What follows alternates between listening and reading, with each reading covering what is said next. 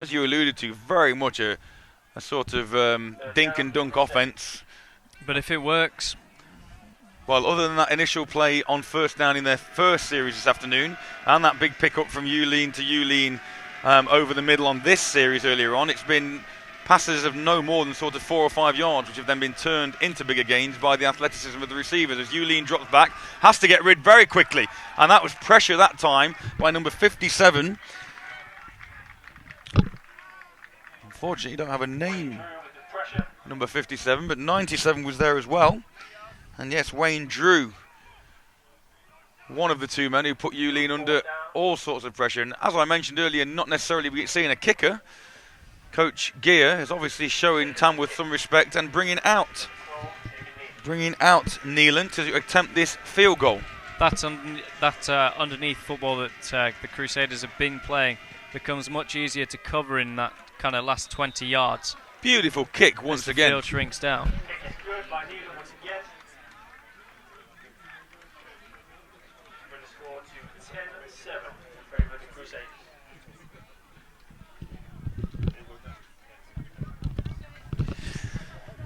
I've just been told by our crew that the sound and vision so far, I think the sound has been nil. So I think we're up and running now. But apologies for the lack of sound and the poor quality of vision in that first 10 minutes of play. But I'm reliably informed we are back with you now. It's been my best commentary 10 minutes of my career, and you've not heard any of it.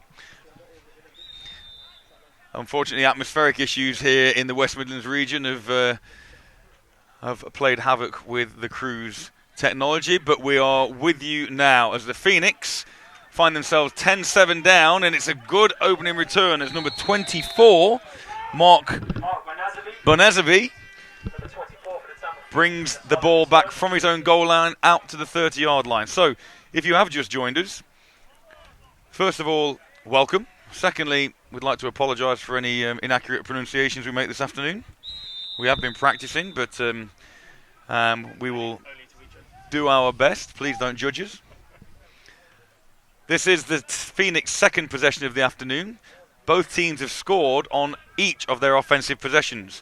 Initially, Carlstad drove the ball down and scored the opening touchdown of the afternoon. Daly and the Phoenix, responded in that look. It looks like initially being a face mask penalty, which the flag is down for. That is going to be a 15-yard face mask, and that was obvious as well. And then Daly got out of that initial penalty, only to be met by number 51. That's Christian Keelan-Juana. Once again, apologies if my pronunciation... Face mask. Number 15 on the defence. 15 yards, first down. Now we also are able to hear our officiating crew, and that's referee Keith Wickham with the call, and that was a very obvious face mask penalty. And as I say, apologies about my pronunciation if it wasn't right, but Daly, as he spun out of that face mask penalty, was met immediately by Keelan-Juana. So first down Phoenix after the penalty. See if how clear Daly's head is after that hit by the Crusaders defender, and wisely they choose to hand that football off. But that goes nowhere. And they are very much wrapped up there by the Crusaders. Nothing to show, nothing to gain. So as I was saying, the initial drive by the Crusaders ended in the end zone. The corresponding initial Phoenix drive ended in the end zone with Ben Burslem.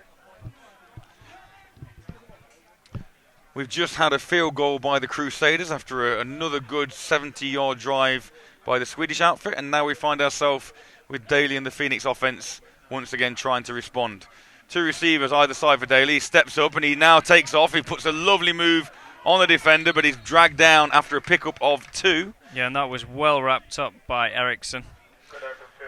We mentioned earlier on, you wouldn't have heard us, but you mentioned earlier on a little about Carlstad and the history of the club. When we get a break in play, we'll try and bring you back up to speed and give you some information about our visitors. But needless to say that they are an extremely experienced, not only national championship side in Sweden, but also very experienced on the road in Europe. So third and a long 8, maybe even 9 for Daly and the Phoenix. Big important play here. Could really do with the first down, because at the moment, little screen out to number 10. And that's Sam Huxtable, and Huxtable is going to be short of the first down. It'll be interesting to see if the Phoenix elect to go for it here just to keep momentum up. They're only inches away by the looks of where the official on the far sideline is stood. And as you mentioned, and again, whether you saw at home the initial decision by Coach Scott and the Phoenix special teams, they won the coin toss, and it does look like Daly and the offense are staying in there. They won the coin toss, deferred and kicked off and tried an onside kick. So we know that Coach Scott and the Phoenix... And that is the end of the first quarter. It is indeed. We know that the Phoenix aren't afraid to make the big call and to, as you say, try and find that spark. But yes, you're quite right. At the end of the first quarter here at Pack Meadow, here in the West Midlands, we have the score of the Crusaders 10 and the Phoenix 7. So this is the NEFL, the North Europe Football League. There have been 3 fixtures so far this season. On April the 14th, Copenhagen Towers visited the Oslo Vikings and ran out 21-10 victors. And on the April the 28th, there were 2 games. That was Tamworth's first experience in Europe. They visited the Copenhagen Towers themselves and fell 50-7 for their first adventure out in Europe. The Towers collapsed on top of them there. They did, and Carlstad beat the Oslo Vikings 56-17, and that's where we currently find ourselves in this European competition on 4th and 1. Big play here for Daly in the offence, and it looks like they're forced to take a first down as Daly didn't like what he saw. So yes, May the 12th today, the Phoenix welcomed the Crusaders. 12 minutes in the second quarter, first time out, Tamworth. So the Phoenix welcome the Crusaders here. There are then 2 remaining games in the group stage of this North European Football League, and that's on June the 9th when Carlstad will host the Copenhagen Towers, and the Phoenix will be back here at Pack Meadow, and they will host the Oslo Vikings. We'll be here again for that one with Onside Productions. Yes, at this timeout, it might be worth thanking and recognising the services of all the volunteers here today. Mentioned referee Keith Wickham and his crew. We have umpire Davy Parsons, linesman Ben Griffiths. On the Tamworth sideline, we've got line judge Stuart Young on the Crusaders sideline, back judge Dan Holt, field judge Pete Parsons, and side judge Dean Wright. The 7-man officiating crew for this one. So let's see if they've worked out their strategy. It's gone very, very dark here at Pack Meadow. 4th down, quick fling. Oh dear, and that is not a successful end to that one at all. As number 15, that's Patrick Neiman, who read that and blew that play up, and the Crusaders will take over inside Phoenix territory for their third possession. The Crusaders completely destroyed that play for the Phoenix, and that was not what they were wanting right now. With the speed of that Crusader defence, to actually give the ball out in the backfield behind that line to gain is a risky move. So we hope now as the Crusader offence is off to work again, and that's number 3, and that's Christian Forsman once again. He's already picked up 1 touchdown, 1 score for the day. So the Crusader offence is running once again. And it's a nice little throw again. Oh, and a monster hit, just wiping him clean out, but a nice pick-up again, moving the chains for the Crusaders. And I think this no-huddle offence not only is going to catch us out as a commentary team trying to get names to you, but it's also going to wear that Phoenix defence down. As Yulin is straight back to work, he drops back, another pass out to the sideline, hits number 84. Dari again.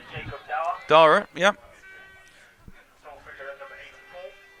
And that's just shy of a first down, but it is 2nd and 3. And they are moving fast. And this defence is going to be blowing before you know it. And again, Nealon out this side and just overthrows Natal Malero.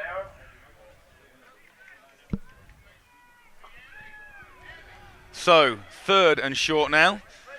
No, I would have thought at this stage, 10-7 ahead, and with them moving the ball as they are, I'd be surprised to see a field goal again, but it depends if they wanted to build that lead up and whether they need to. And that ball is caught once again. It's caught for a first down. Yeah, it was a high throw. It was well taken in there by number 86, Uline. Robin Uline this time. Number of catches for him already so far today. They've got a real great connection. And here we go, straight back to the line of scrimmage. Barely even time for the Phoenix defense to breathe before Uline in that offense is back to work with 2 receivers either side again. Ball is this time play action. He zips it down the middle, just out of the reach of his intended receiver. It's number 12, I believe. That's Neelan. It was Ollie Campbell with the breakup, the pressure on the receiver, and did a good job too. But you do feel like this offense is just going to score at will, I'm afraid, at the moment. Let's see if the Phoenix defense can find an answer. As we mentioned earlier, the zones do tighten up in this space. It's harder to pass that ball. Second and goal with a man in motion. It's flipped. That's a great wonderful tackle. It was 97 Wayne Drew that flew through and just took him down. Great penetration, great read, and a shoelace tackle. And as you say, even though that is a good for the defense in terms of a loss, it does give the offense a little more space to work with. But as you say, inside the 20-yard line, it should be easier for the defense to cover as they have less real estate to worry about. Around about 15 yards for the Crusaders to push this into the end zone. 3rd and goal from the 15 for Uline and the Crusaders offense. He drops back to pass again. He looks to his right. He zips the ball over the middle. And he's caught for another Crusaders touchdown. And that's number 84 once again. Jacob Dara once again, and that's a beautiful grab. That ball wasn't the most accurate, but he reached behind him and managed to snag that one in for the 2nd touchdown of the afternoon. Yeah, he's a big receiver, and with that in mind, it gives a much broader area for the quarterback to throw to, whether it's behind him, in front of him, above him. It just makes for a much better target in the end zone. You see him jogging off there, and we are literally behind this Crusaders sideline, and before pre-game he was literally grabbing balls out of the air one-handed, Odell Beckham style, as the extra point is added. That's another one we've lost to the trees. So that takes our score here with 10:18 left in the second quarter to Carlstad Crusaders 16 and the Tamworth Phoenix 7. Keep reading that to Carl graphic on our screen and nearly saying Carolina. I know our producer, our director is a Carolina Panthers fan, Steve Matthews. So someone has to be, I suppose. Indeed. But nevertheless, 10 points down, 10 minutes to go in the second period. The Crusaders in control. Mentioned earlier on, before apparently you were able to hear us, the Carlstad Crusaders formed in 91. They've been in the Swedish national finals 15 times. And out of those 15 times, they've been Swedish champions 8 times. And they've been Swedish champions basically every year since 2010.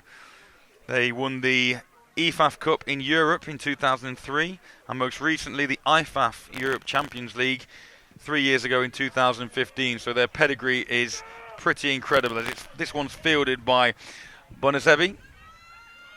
I know he goes a long way across field. Philip Uline was one of their MVPs.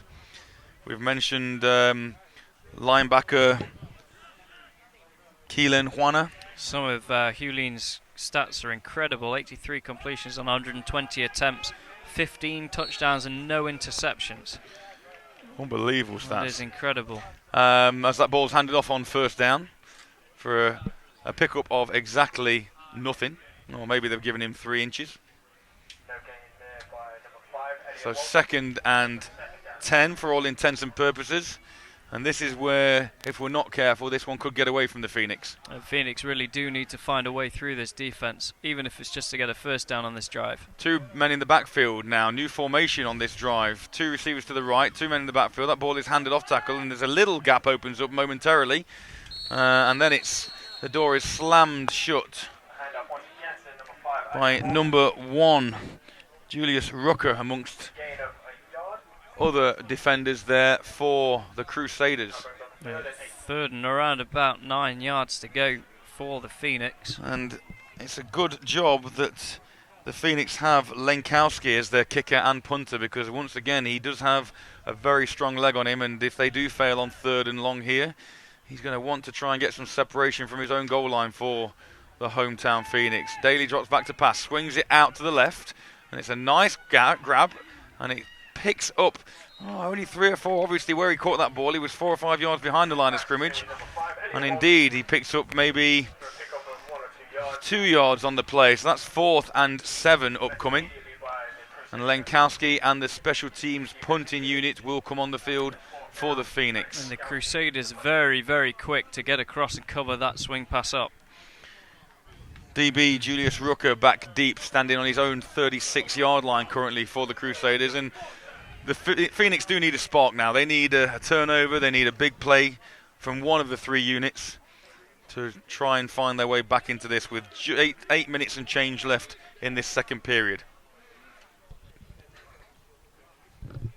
Let's see if Lenkowski can get them out of trouble. It's a good spiralling kick, crosses midfield, and Rucker lets it bounce, and then he picks it up at his 25-yard line, and he's got a seam out to the right, and he's off, and he's past the 50, and he's up to the 40-yard line, pushed out at the 39-yard line, where the Crusaders' next offensive series will begin. He is quick. I mean, well, that was explosive. Once he picked up that football, he just took up that field. In any form of this game, the old adage, speed kills, never more true than we've seen this afternoon already. And it is that. It's speed of the athletes. It's speed of getting the plays. Eating up grass faster than a racehorse. Speed of getting the plays called in. That no-huddle offense. Speed of release. The offense clearly well drilled as well to run this no-huddle style offense. offense. Speed at every level. And that fake the jet sweep. And that's handed off once again to number 28. Torreson again with the carry. And that fake jet sweep and then a little handoff on the inside run proves very effective. And another. Phoenix really need to find a way to stuff that middle up. They can't allow that to happen. This is, again, not to coin too many phrases, but they're cutting through, and there's a little screenplay set up, and it's Torreson again, and he catches that ball, and he's met by number 50 for the Phoenix, Andy Mortimer. And Julian, great on that play as well, under pressure, just tips it off like a basketball throw. Complete. Pick up that first down again. It's really difficult to defend that because obviously as a defensive lineman your number one job is to get past that offensive line, and when you do so easily as you're approaching the quarterback, you're almost thinking, oh no, it's a screen, he's going to dump it off over my head, and that proved the case. And he's a tall quarterback as well. Julian rolls round to his right, and that's just out of the grasp of his intended receiver. He's a tall quarterback as well, so for him to try and dunk over a D lineman is no problem at all. Well, interestingly, at Varsity on Wednesday, we covered the University of Nottingham students against Nottingham Trent University. We saw some incredible plays in that one. And one of the plays we did see close to the goal line was a running back doing the old jump shot play, faking as if he was going to run up the middle and then dumping it over the top to, I believe, one of the linemen. Anyway, 2nd and 10, Crusaders. And again, oh, good. And Drew again coming off the edge and just managing to grab a shoelace and bring Torreson down. Good open field tackle there. But we saw this in the previous drive, a good tackle in the backfield, and in fact he manages to get half a yard on the play. Drew really showing his worth, but that aggression, as we've just seen, can really cost yardage when they come for that screen pass. That's what the offense is looking for on that defensive side. 3rd and 9, Crusaders. Just outside the 20-yard line of the Phoenix. Blitz coming, there's that screen again. You can see it being set up, and it's Torreson again, and it could be. He's close to the end zone, but just met. Is he met short? Waiting for this signal. Around about 2 yards away, I think. And that was exactly what the offense was looking for, the aggression from Drew coming around the edge and just dumping it over the top. What a beautifully executed play once again there. You don't see too many screen passes in the British League because for screen passes to work, you do tend to obviously need, and there's a Phoenix man down there. It relies on an athletic offensive line. And as we mentioned earlier, we don't tend to see a lot of shorter throws like we've seen today. Very much a country that likes to go for the long ball in the running game. But those shorter throws proving really effective for the Crusaders so far. As we've said, the Crusaders offense on fire, and their 4 a.m. start at the moment doesn't seem to be affecting the way that they are conducting themselves at all. Execution is the key word in this game, and if all 11 men are executing at the same time, then it's very difficult to stop any offense. Yeah, an incredibly well-drilled team from what we've seen so far.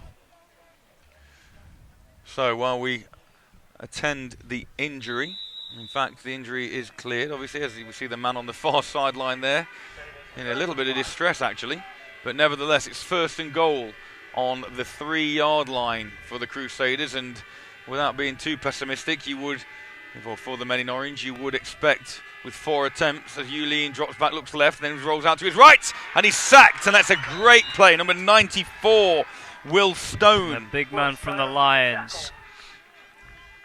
Well wrapped up as well. It looks like it's Phoenix Ollie Campbell that's out on the sideline. You can see the penetration here on the replay from Will Stone.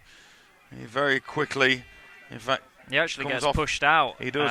And it's actually unfortunate that right tackle, for the right tackle, that Julian went out so wide. Comes off the left end of that Phoenix defensive line. So 2nd and goal, back out of the 19-yard line. A loss of 17 on the play for Julian. And Julian drops back to pass again. He's got his nice quick feet, sets his feet. He's got a man over to the far side. And it's almost intercepted by number 15, Matt Gorn.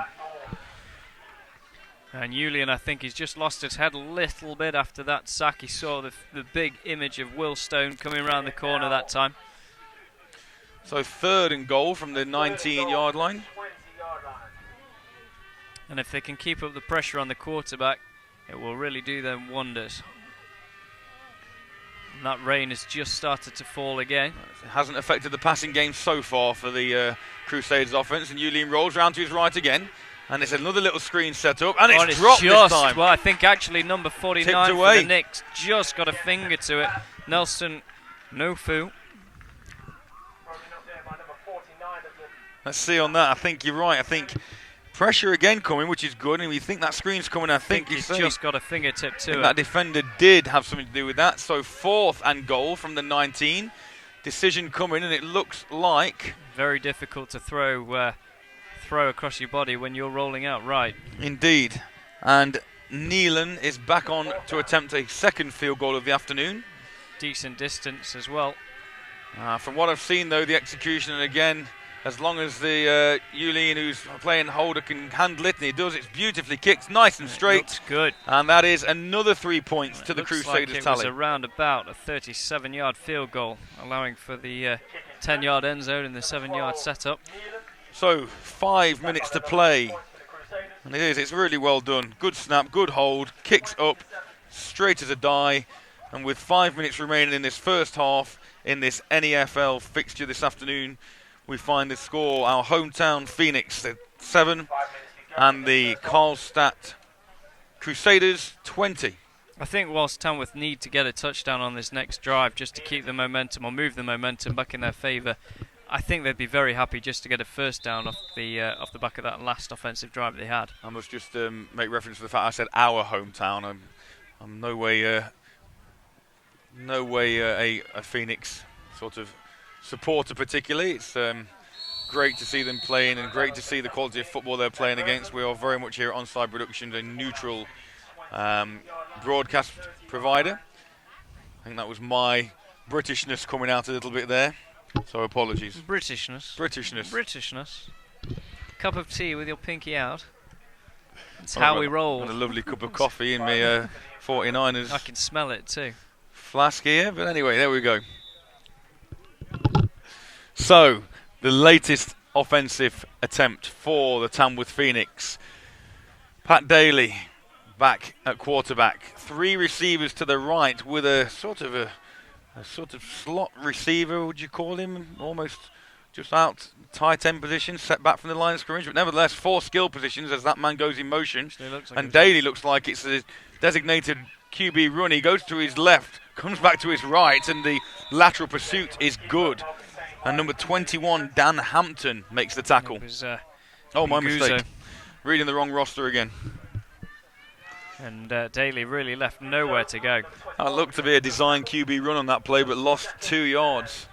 And Coach Scott obviously digging deep in his playbook, trying to find the winning formula against this Crusaders defense, which is just as fast as its offensive counterpart. So Daly on 2nd and 13. As the rain continues to fall here at Pack Meadow in the West Midlands. 20-7, 4 minutes left in the half. Daly drops back to pass. He's forced out to his left. Throws on the run, and that's picked off. And it's picked off by number 21, that same man who made the previous tackle. And he's still on his feet. Eludes 3 or 4 Tamworth defenders, and the Crusaders offense are in business once again. Yeah, Daly just throwing straight into the hands of Nguzo there. David Guzzo, indeed, with a very athletic play and a nice little run back, and it's first down. Carlstad on the Tamworth 31-yard line. And that will not be what the Phoenix are wanting. You would hope that this one isn't over by half-time, but if another one goes in here, 27-7 up. It's a long way to come back from what we've seen so far. From an experienced man, as the ball is handed off to number 3, and that's Forsman once again. And it was much better coverage that time by the defence. Yes, you would think that the lack of experience in this level of competition for Tamworth would go against them should they go 20 points down. They did very well to answer straight back on that first offensive series, but since then have struggled to get anything going. As Yulin fakes the ball and flips the ball out once again to number 84, and that's Dara once again, who scored that previous touchdown. Just about picked up the first down there. But just about is enough, and all those little out patterns are really damaging the Phoenix defence. And despite the earlier pressure that Julian took from Will Stone coming around the edge on the end of that last drive, he really doesn't look that phased. Not at all. Julian again hands the ball off, and that is Forsman once again carrying Phoenix defenders with him. And interesting, when you look at these little passes that Yulin is throwing, they might only be picking up 4 or 5 yards, but they're travelling. They're travelling through the air maybe 20 odd yards to get there, and they're on a rope, they're accurate, and the timing is perfect. And if you can pick up those 4 or 5 yards at a time consistently, you're always going to move those chains. So 2nd and 6 for the Crusaders. Ball, once again, there's an out pattern and a one-handed grab. Yeah, what a great grab there on the sideline. The play action really sold it to the middle of that defence, and it was a one-on-one, and Dara just taking that ball straight in. And once again, we saw him doing this in pre-game on the sideline, reaching out, snagging that ball one-handed. It was a wonderful route as well, really got the separation between Gown there as well. And when the ball's put in that sort of spot, there's no way the defender's going to make a play on that. Well, the turn that Dara made really got that extra couple yards separation. Motion man again. And then once again, it's Forsman with the ball. It looks like the Phoenix have found a way to shorten up or stiffen up that centre of defence. It does, but I think they've been given the first down. They have, the chains are moving, and if the chains are moving, looks like it's on the 10-yard line, so it'll be 1st and 10. It looks like they can get a first down without scoring once again. And at this point on the field, it's when the Tamworth defence have stiffened and had a couple of their best plays, a sack and a tackle in the backfield. Let's see if they can solidify. Don't want to find themselves in this position. Lofted ball over the top, and it's caught, but is it out of bounds? Wait, it's touchdown! Once again, that's that man, Dara. That was a wonderfully placed ball there as well from Julian. And you can see the 2 Phoenix defenders there. Well, you look at the distance there between the 2 heights. Absolutely. And there were 2 Phoenix defenders there, but Dara, not only with his height that he has naturally, but then extending, reaching up high. Unfortunately, these 2 defenders. And that's how you attack the football. With little chance. And the rain comes heavier and heavier. It's a great touch pass as well by Julian to make that throw. He recognised that one-on-one coverage right from the outset. Absolutely. And he knew that his man had that height advantage, and from there it's just a simple pitch and catch as the ball is up and once again through the uprights, and there is that 20-point lead. 20 points down at this stage. 2-minute warning just blown. So the Carlstad Crusaders 27, the Tamworth Phoenix 7, and unfortunately, with the weather as well as the scoreline, the Tamworth Phoenix hopes of a positive result in this one are becoming more and more damp. But we've all been around this game long enough. We know things can change round, and a spark is all it needs. Who knows this kickoff, this kick return with Ben Burslam and Mark Bonazevi back for the Phoenix could be the spark that they need. And the ball is kicked, and it's Burslam, I think, who's going to be under it, and he does. He fields it cleanly, and he takes off, and he runs into his own man and bounces out to his right, and he's on his feet up at the 40, and he's taken down at the 44-yard line with a good return. Yeah, it was a nice take as well. Nice clean grab, as you said.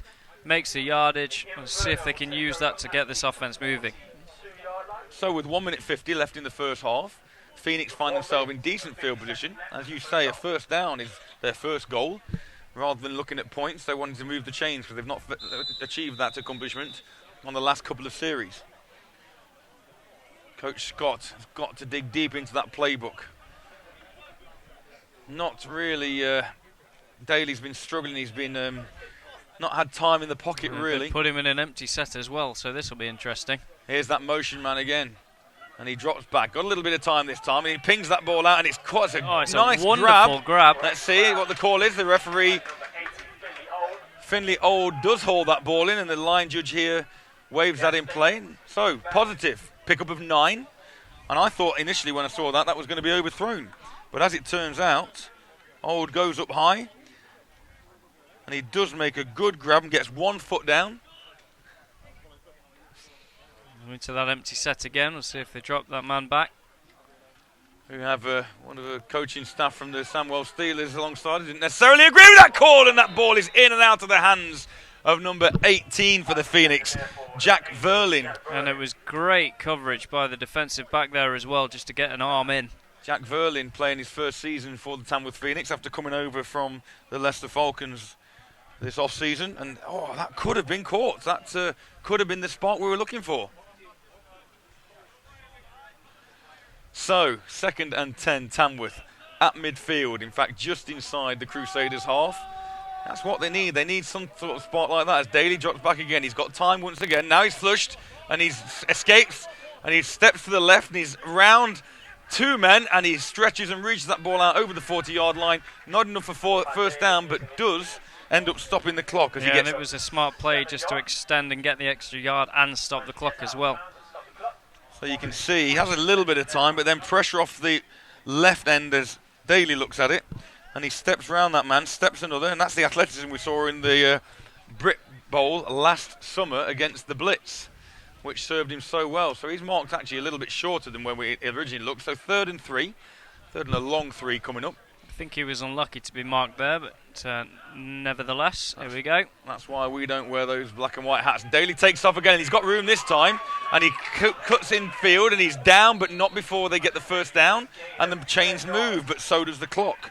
1 minute 20 remaining, and ticking.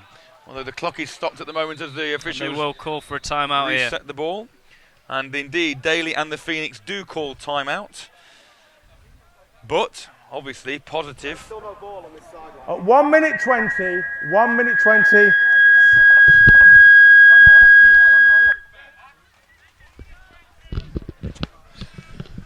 So, referee Wickham turning that mic off so that it saves the entire attendees' ears. I can only see 3 or 4. I think Boots do free hearing aids for anyone affected by that. Pardon? Boots, I think, do free hearing aids. That Pardon? was a nice one. Yeah, I see what you did there. Thank you very much. It was awful. I'm here all week. It was a dad joke, that was. You fell for it. Anyway, so 1 minute 20 left as the Phoenix take that time out. Temperature significantly dropped as well, George. Yeah, and the rain's picked up harder now as well. Whether or not that... See our director Steve jogging around in the rain. So, first down Tamworth as they retake the field. Currently, Tamworth are 3rd in the division with that 0-1 record. The Copenhagen Towers sit atop the division 2-0. 71 points for and 17 points against. They're the Danish team, obviously.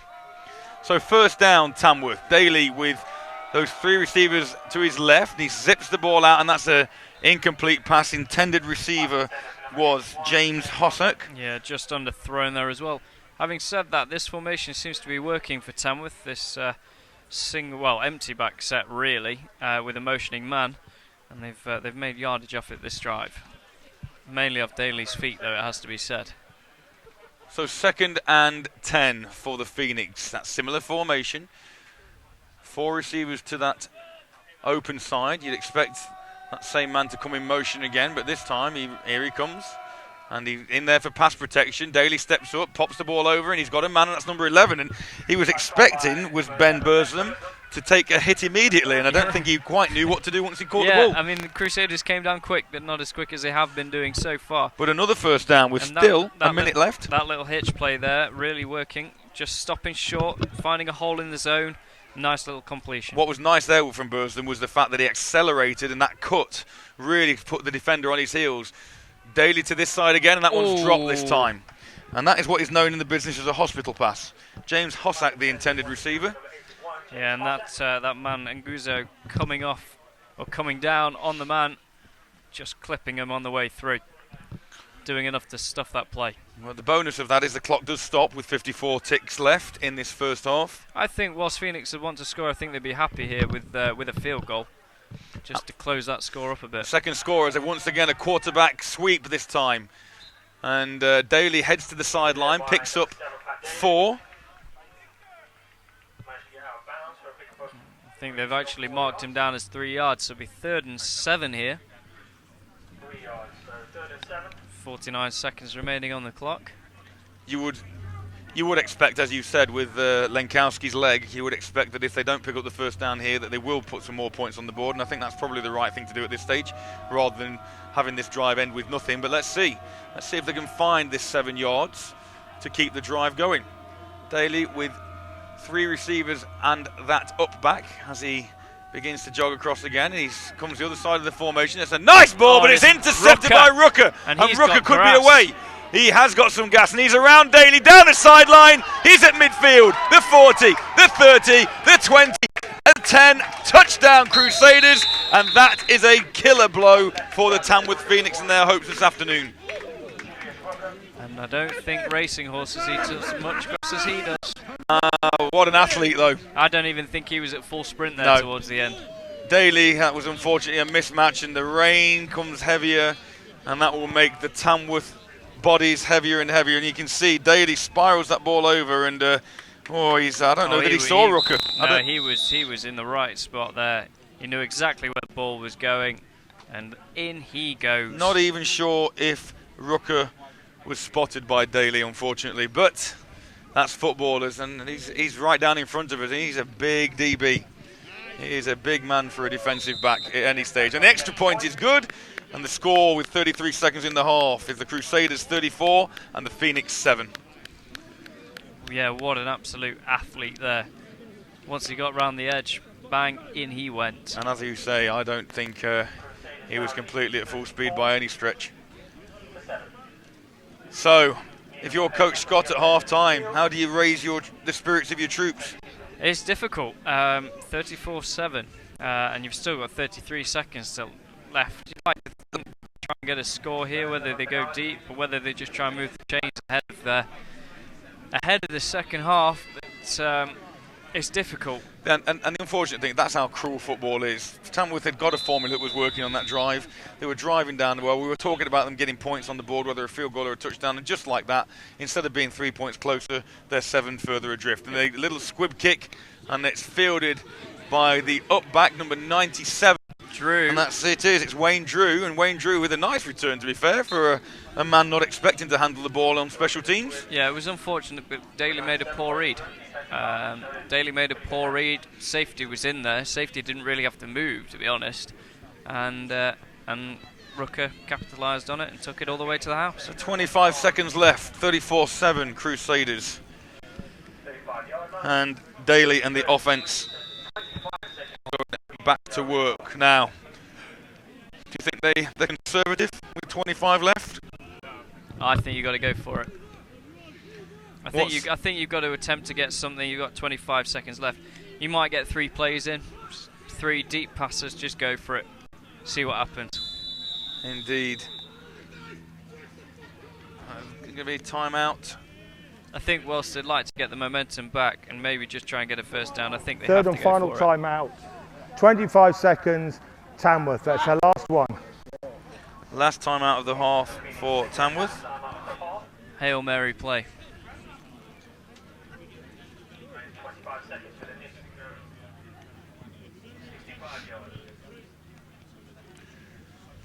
So, sum up what we've seen in this first half, George. It's flown by, to be fair. I mean, what we kicked off at around about 6:15 due to the delay from the medical teams.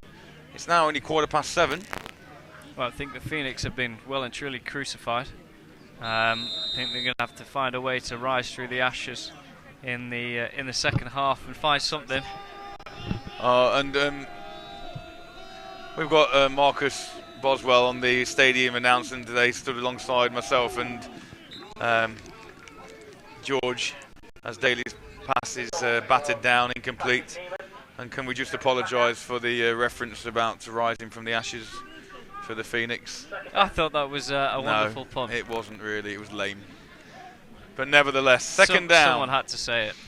The look you received from Patches and I either side of you. Patches was laughing. No, he was laughing at you. So, second down and 10. We did manage to catch up with both coaches before the game as Daly rolls and takes off to his right, and it looks like he may well be picking up the first down, and there's a flag on the play, which generally, as there's also a Phoenix offensive lineman down on the far side of the field. In the vicinity of holding. It was 21 for the Crusaders that made that tackle, and Nguzo again. It is in the vicinity of holding, particularly when the flag is thrown at that point in the play. As I was saying, we managed to catch up with Coach Gear of the Crusaders and Coach Scott of the Phoenix, and during half-time we'll be sharing those interviews with you. Personal foul, block below the waist, number 11 on the offence. 15 yards from the spot of the flag, repeat, second down. That's Ben Burslem, touchdown scorer for the Phoenix, who's called for that personal foul. Yeah, so we will be bringing you those coaches' interviews at half-time.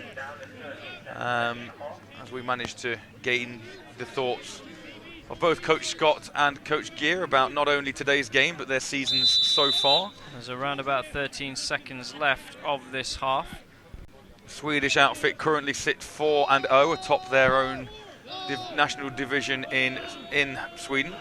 Midway point of their season, 8-game season. The ball is out and it is caught by James Hossack, and that will be the half. There we so, go. After a bright start for the Phoenix, replying immediately to the Crusaders' first touchdown, it's been all Carlstad since then. And here from Pack Meadow in Coleshill, we have a half-time score of the Carlstad Crusaders 34 and the Tamworth Phoenix 7. Contrary to what that says on our screen, it is the Carlstad Crusaders 34 and the Tamworth Phoenix 7. We'll be back with the coaches' interviews, as I mentioned, shortly after this.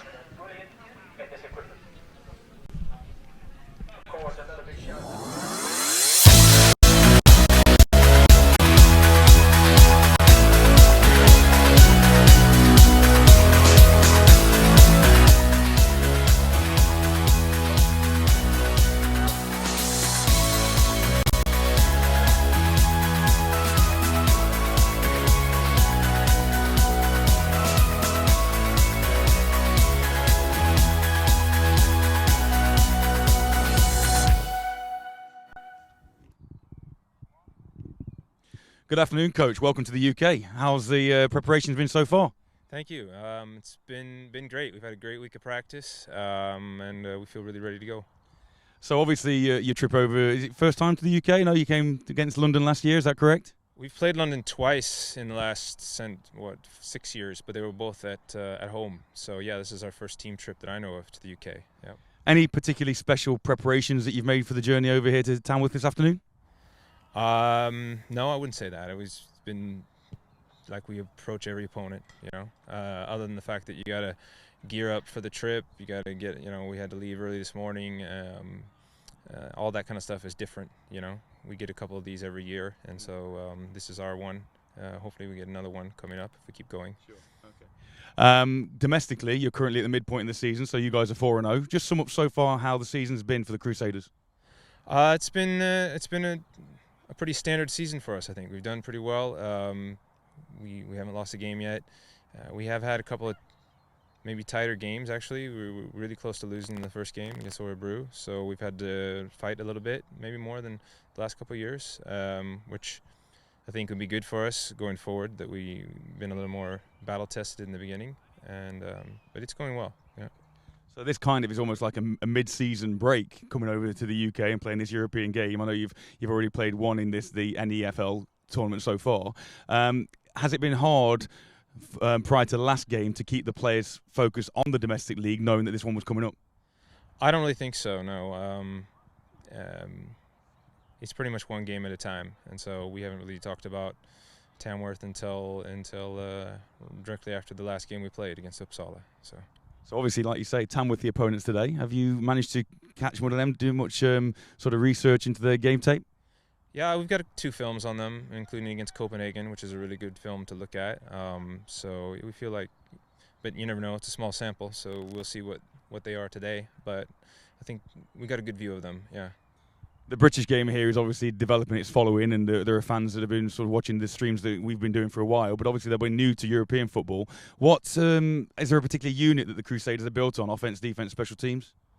I mean, right now I'd say the offense is really rolling and I'd say carrying us, but I mean they're setting the tone because when they score as much as they do, it puts a lot of pressure on the other team. That being said, the last 2 years in Europe, we have lost twice, and in those games we had a bit tougher games on offense, and so you never know when it's going to come. But certainly, if you were going to face us, I'd think you'd be concerned about just being able to keep up, at least with the way we've played so far. I know this is always one that I kind of know how a coach is going to answer, but for the viewers out there, are there any particular players on offense, particularly as you've mentioned, that we should be looking out for this afternoon? Well, of course, it's football, so everything starts with the quarterback. And our quarterback, Philip Julien, is actually a co-offensive coordinator this year. And so he's calling his plays out there. And we have a pretty diverse offense, a lot of reads and things where he's kind of in the center, even after the snap, options and type plays like that. So, I mean, he's really the engine. The offensive line is solid and good sized and really experienced, so I think that's there. And then got some pretty good receivers too, so it's a good all-around unit. I mean, that's why they've been so successful. First 5 or 10 minutes of the game into the first quarter, 2-part really. What are you looking for? What are you looking to establish initially? And then secondly, do you script any of the sort of first few plays, obviously particularly on offense? They have a rough script, but I wouldn't. We don't have like the old school. These are the first 10 plays type thing. It's more of a this is what we like in the opening, but he gonna go off the script if he feels like it. And I don't know that I'm looking for anything like after 5 minutes. I'm gonna evaluate where we're at. We want to come out and move the ball, score, and stop them, and get the ball back and do that for the whole game. So sometimes it goes great in the first couple plays, and sometimes it doesn't, but we just got to keep moving. I mean, last week, our first possession, we fumbled, I think, on the second play, but we stopped them, and then when I think second or third snap, when we got the ball back, we scored on like an 80-yard play. So but there are other games where we come out and it can take longer and to get going, and you just got to keep grinding and seeing what they're doing and correcting what needs to be corrected and just keep playing. So. Right, well, I know your time is valuable, particularly with us approaching kickoff, so thank you ever so much for your time. Welcome again, and I hope you enjoy your time in the UK, even though it'll be brief. And all being well, we'll catch up with you after the game if you're around and about. Absolutely, thank you. You're welcome, thank you.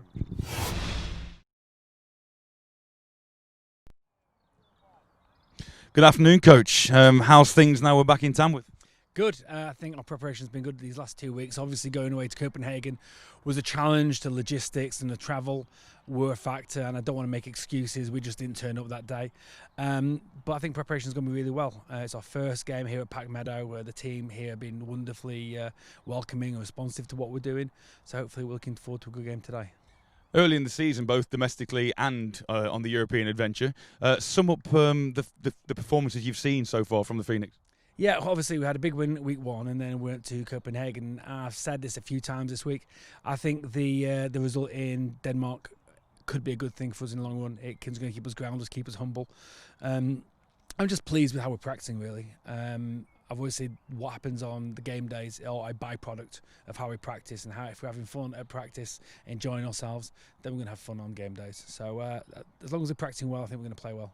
Without giving too much away, obviously, what did you learn? What did you take from the Copenhagen game, particularly that you've made adjustments for in practice? I think it's a big step up. We're used to playing our way in the Northern Conference, and we're used to exerting our will at times. We've got a lot of talented athletes, and we're quite deep at this season as well. But understanding going that step up into Europe, everyone's talented. I think that the size and speed they have is another level. And it's like playing a Blitz or Warriors every single week. They're that standard, and we just need to lift our game and understand that the margins for error are even fewer than there would be any other week. We here in the UK know the Phoenix really well, actually, from the last few years, and particularly with your Brit Bowl win last year. The European audience, not so well. What, if anything, would you say the Phoenix are built around? Is there a unit, offense, defense, special teams that you particularly built around? We're built around family. I think that's been our overriding factor in the last 4 years, is we talk about the family, and that's offense, defense, special teams, and the sideline. That goes for both the spectators and the guys who are on the sideline who aren't playing at that specific snap. So we all work together. We understand that the machine doesn't work without smallest cog being in place. So every single person is important to this. We're high tempo on offense, we're high juiced on defense, and we do some interesting things on special teams. I think we've got the best kicker in the game in the UK. We've got one of the most talented quarterbacks, athletes in the game, and we've got a slew of talented players all across the defense. So we're not built around one person, we're built around the team and the whole family. So just emphasising that a little bit, I asked Coach Gear the same question for the Crusaders. Are there any particular players that we should look out for this afternoon, even though, like you say, it is a whole unit as football is as a sport? Is there anybody that we should be looking out for this afternoon? I think obviously you've got to look at Pat, but the offensive line, the way they've been playing recently under the tutelage of Coach Hodgson and Coach Scholes, they've really stepped up this year, and we've had 10, 11 guys at practice each week, and when you've got those guys working together, all together at the same time, that's one unit working as one. Our receivers, Jack Verlin's making his debut for the Phoenix today, Axel Brown's making his debut for the Phoenix today, and on defence I'd be really impressed with Chris Mioma, who's a French under-19 international, who's going to do good things I think for us this year. You mentioned obviously this is your first outing at Pack Meadow. Have you managed to get down here much prior to today, or in a way does this feel like a home game? Oh, it absolutely does. We've been here since our OTAs. So we're here twice a week over the last few weeks before the European Games. So we are familiar with the surface, we're familiar with what this is, and we were part of the team that marked the field on Monday, on Bank Holiday Monday, and we put the post up 2 days ago. So we are familiar with this, and it does feel like a home game. We just need to get the fans here and making some noise, and that's been a big factor for us in the last few games that we've won. Is we had a great fan base travelling to Worcester for the Brit Bowl 31, and a loud vocal home support to when we played the Warriors. So I think that's going to be a real factor. So if you're looking for defining factors that could change a game, I think it's going to be the home crowd. And finally, you've had a pretty hectic week, obviously, as head coach of the University of Nottingham as well. It was a big varsity game on Wednesday night that we were covering there, and you guys ran out victors, which we thought was going to be 25-12, but it ended up 33-12 on that hook and ladder. Might we see that hook and ladder again tonight? Expected, unexpected, that's what I'm going to say. Thank you ever so much for your time, Coach. Have a great game, and all being well, we'll catch up with you afterwards if you're on the wrong side of the result. Thank you. Cheers.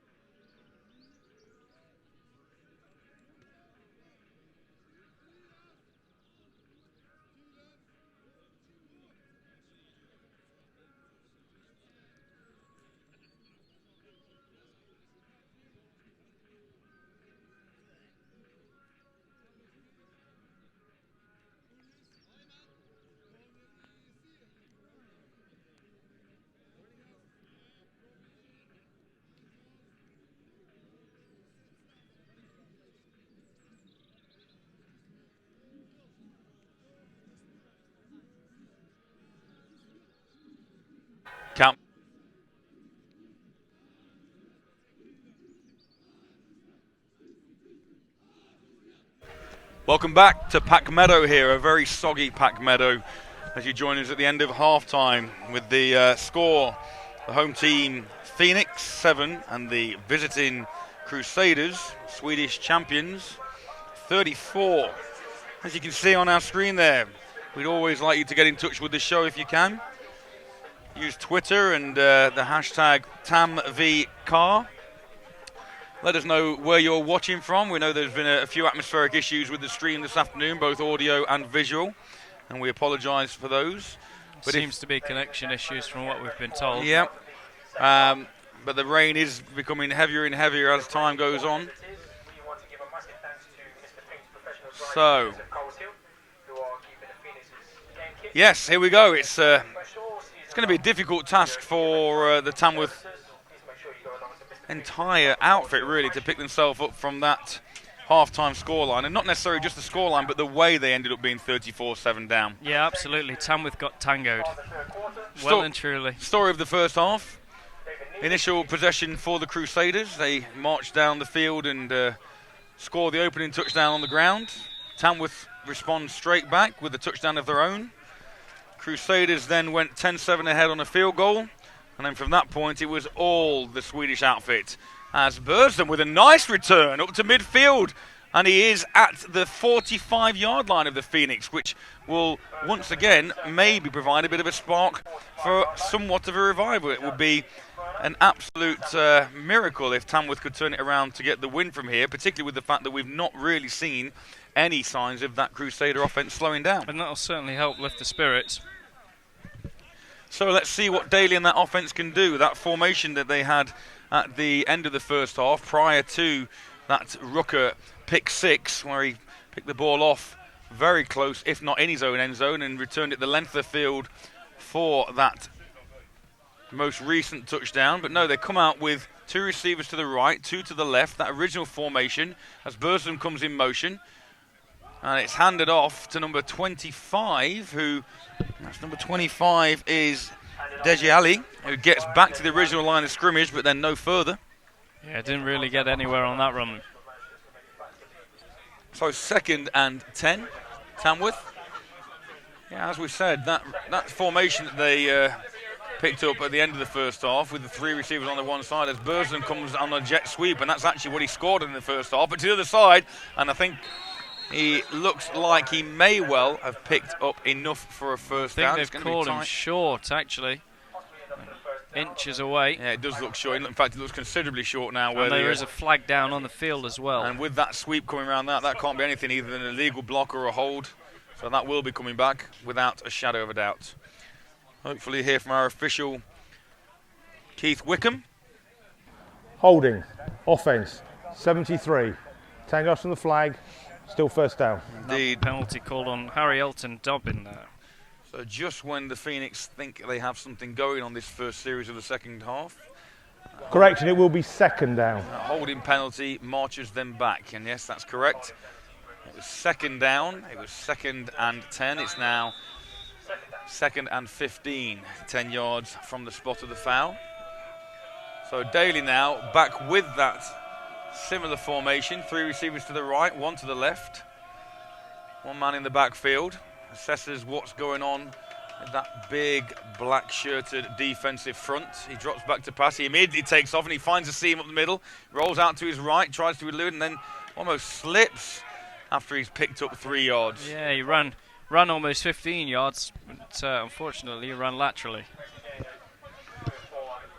So 3rd and long for the Phoenix, and the story of the first half largely continues. A dominant outing by the Crusaders defence, really leaving the Phoenix scratching their heads about what is the best formula to employ. So 3 receivers to this near side this time, 1 to the top of your screen. Daly really needs a big play here. He drops back and a big rush coming, but he manages to find his man, and that is Jack Verlin, the new acquisition. Yeah, it was a nice grab, didn't really gain anything by it, so it'll bring up 4th down. In fact, he's gained absolutely nothing by it. I think they have given him a couple yards now. Oh, indeed they have. But I have to say, it's nice to see a nice little crowd forming under our little tin shack. Indeed, but I do think that's more to do with the weather. than the fact that numbers have suddenly swelled at half-time. But nevertheless, 4th and 11 here at Pack Meadow in the West Midlands in the United Kingdom on Eurovision Song Contest Day. Oh, I wasn't aware of that. Yeah, that's tonight. That's why Scott Mills didn't turn up to the Young Farmers event last week. All right, and look at what you could have won. You could have been at home watching that, George, but no. Nevertheless, Instead, we're 4th watching down. the real soul of Europe. 4th down with Lenkowski back ready to punt. Rooker, the danger man, deep to receive. It's an end-over-end punt. Rooker lets it bounce. He's going to take it. And then off he goes. He steps one, he steps another. He's still on his feet but going sideways. And that's a good initial hit by number 52. That's Dan Shodipo. Yeah, well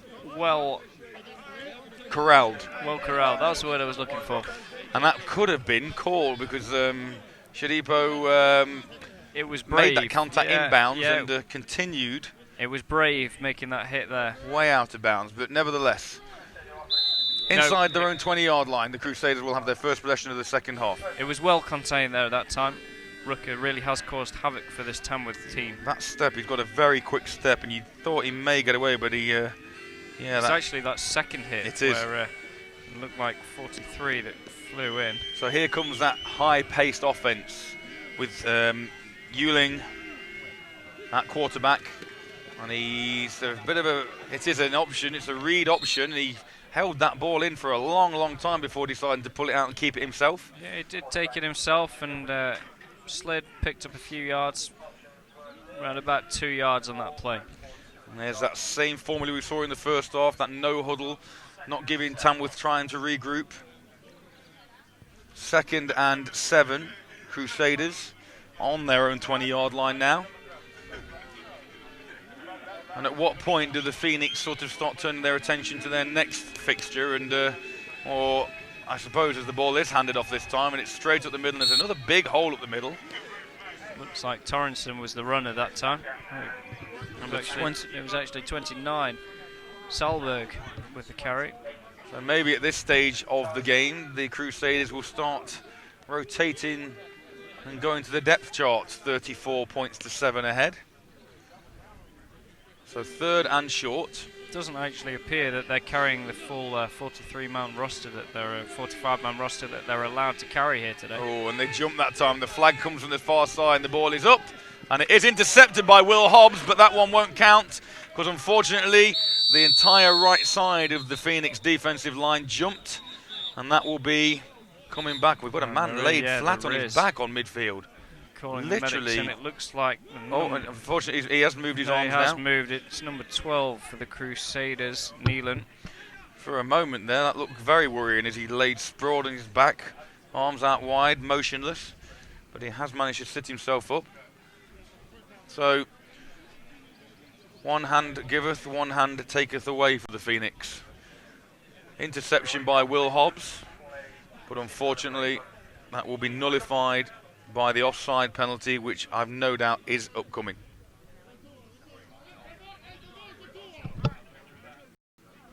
So indeed, as you can see, the chains have moved already, as the Crusaders man is attended to by the medics on the halfway line. It will be 1st down Carlstad on their own 29-yard line. As we've mentioned while we've got this break in play, if you want to get in touch with us, we've got the hashtag TamVCar.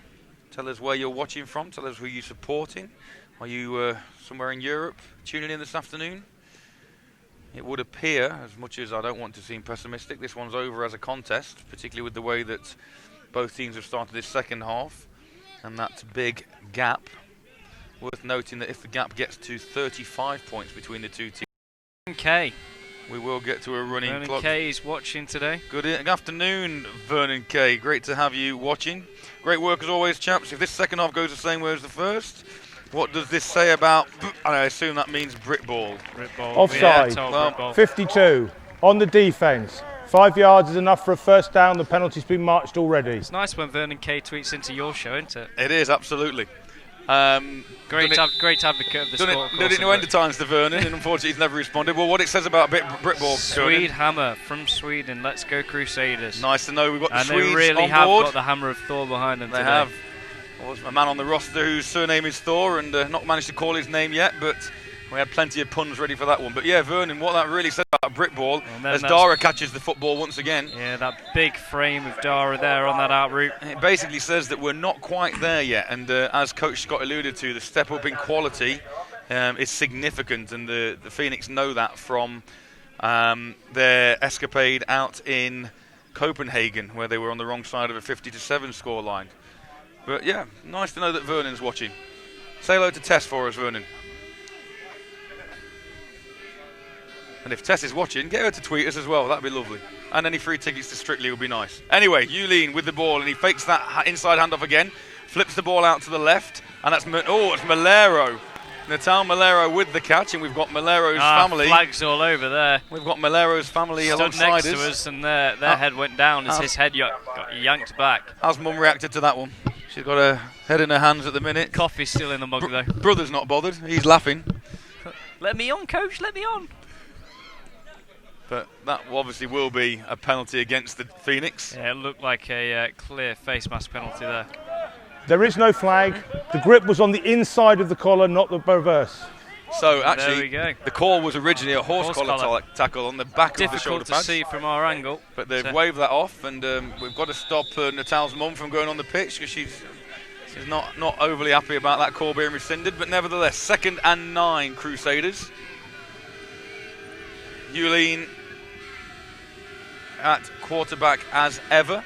Man in motion to bring 3 receivers to this right-hand side, near side of the screen. The ball is not handed off. It's the read option once again, and Yulin takes off, and he gets the first down, and then he's and that's going hammered. to be a penalty for an ill-disciplined hit, really. A hit out of bounds on the quarterback. And Coach Scott will not be happy. One thing that Coach Scott does preach is discipline, and he won't be happy. And it's understandable the frustration's building, and there's Tamworth are really struggling to contain Yulin in this offence, and haven't really found any way of stopping them yet. But nevertheless, that's never appropriate in any situation. It was a low hit as well on the quarterback's knee that he was trying to make, and actually Yulin seems to be limping. Dead ball, personal foul, late hit. 34 on the defence. 15 yards to the end of the run, first down. That's Ollie Campbell with the infringement that time. Big 15-yard pickup. And a first down once again. At 6:47, 6:47, third quarter, first time out, Carlsberg.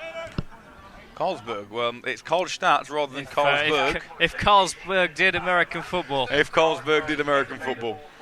It would probably look at something a little like this. So. Other lagers are available.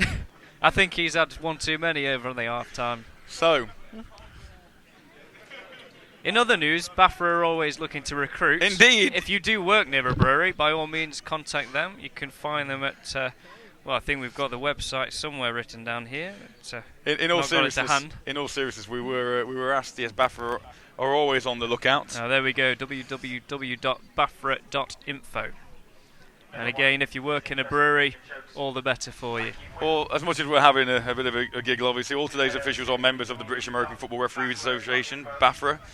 And they do a fantastic job, and it's obviously not the highest paid role in the world, and it's majority do it for the love of the sport. Apparently the beer's pretty good. I can't help it. He's set us up for life.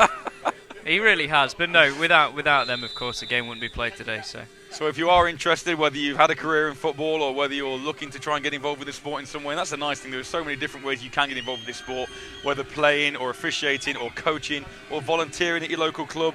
It'll all strengthen the game in this country. As Yulin goes upstairs again and he's looking for Dara, and he's got Dara, and Dara catches. No, he's not. It's been broken up. It looked like 22 on the coverage. James Ramsey, the defensive back, and Dara very nearly bringing that one in for a big pickup. And just as the ball entered his hands, he went behind the floodlight post and out of my sight, which is why I thought he'd reeled that one in. But no, great play by Ramsey, and a very much needed play. Interesting, every now and again, Yulin shows he has an arm there and can go down to his field. And when you've got a target on the outside the size of Dara, why not? So, 2nd and 10.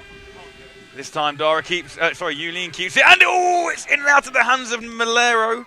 And that was a hospital pass there, throwing high above Malero's head. There was also an opportunity for a pick six if there had been a Tamworth defender there. That was clear running all the way back to pay dirt, but That ball falls harmlessly to the ground. So midway through this third period, no addition to the score since half-time, 34-7. But the Crusaders threatening once again. The rain seems to have abated a little as Yulin rolls towards us, puts the ball on the run down. He's looking for Oh, and a monster hit! That was Ollie Campbell flying in and just taking out that big man Dara. But I'll be perfectly honest, Ramsey was there again with good coverage, and Yeah, even if I think Dara looked like he was going to take it in that time, and Campbell's hit just absolutely annihilates him. even if Campbell hadn't have been there, I think Ramsey had done a pretty good job in coverage. But yeah, as you say, that's That was the final nail in the coffin on that play.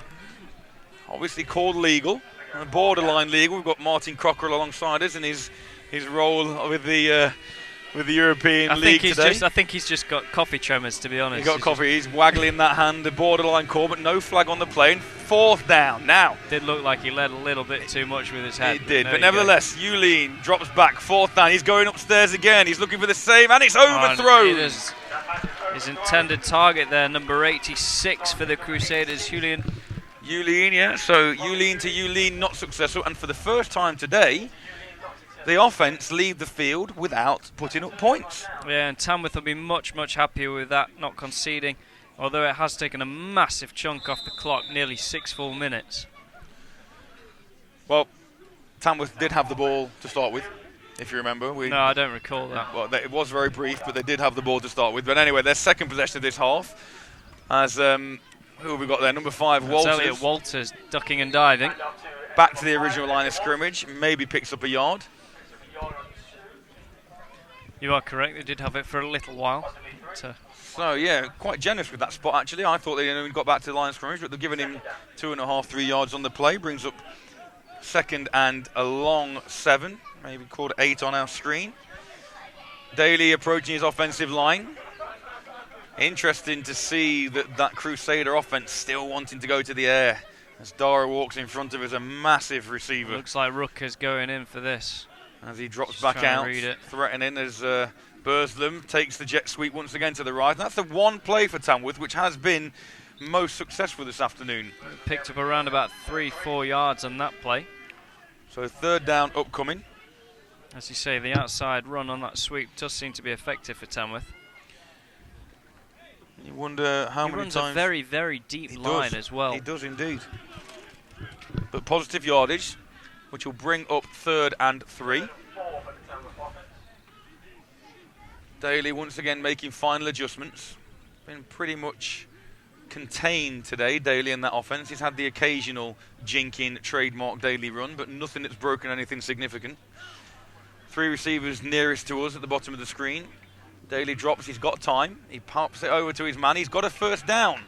So that's positive on this second series. That man Verling with the pickup that time.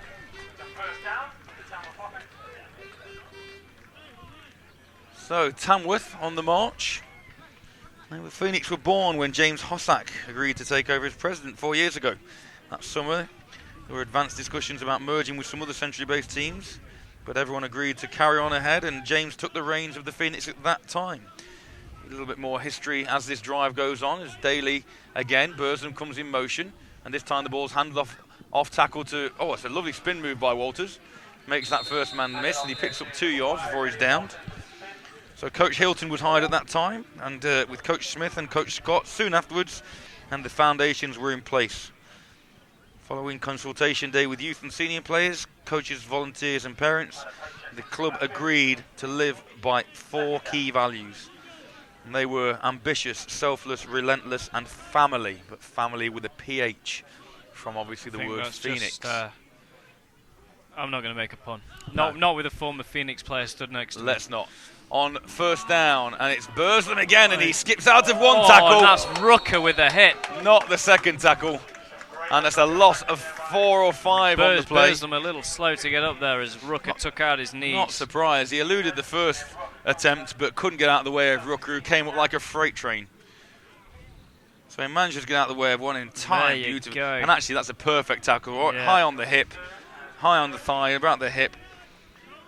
So, and as the Phoenix alluded to us, the reason that the senior team are playing in Europe right now is because of this relentless an almost fanatical desire to be the best they can be. As Daly faces 3rd and 12, and he drops back to pass. He's got pressure, but he puts the ball up, and it's just out of the reach. He had a man wide open as well downfield. Sam Huxtable, the intended receiver on that attempt, and that will bring up 4th down, and Lenkowski will be back out to try and pin the Crusaders back. Yeah, and Huxtable left wide open there. If Daly had hit him, that could have gone all the way. So 3 minutes remaining in the 3rd quarter. Floodlights are on here at Pack Meadow. This quarter has flown by as well.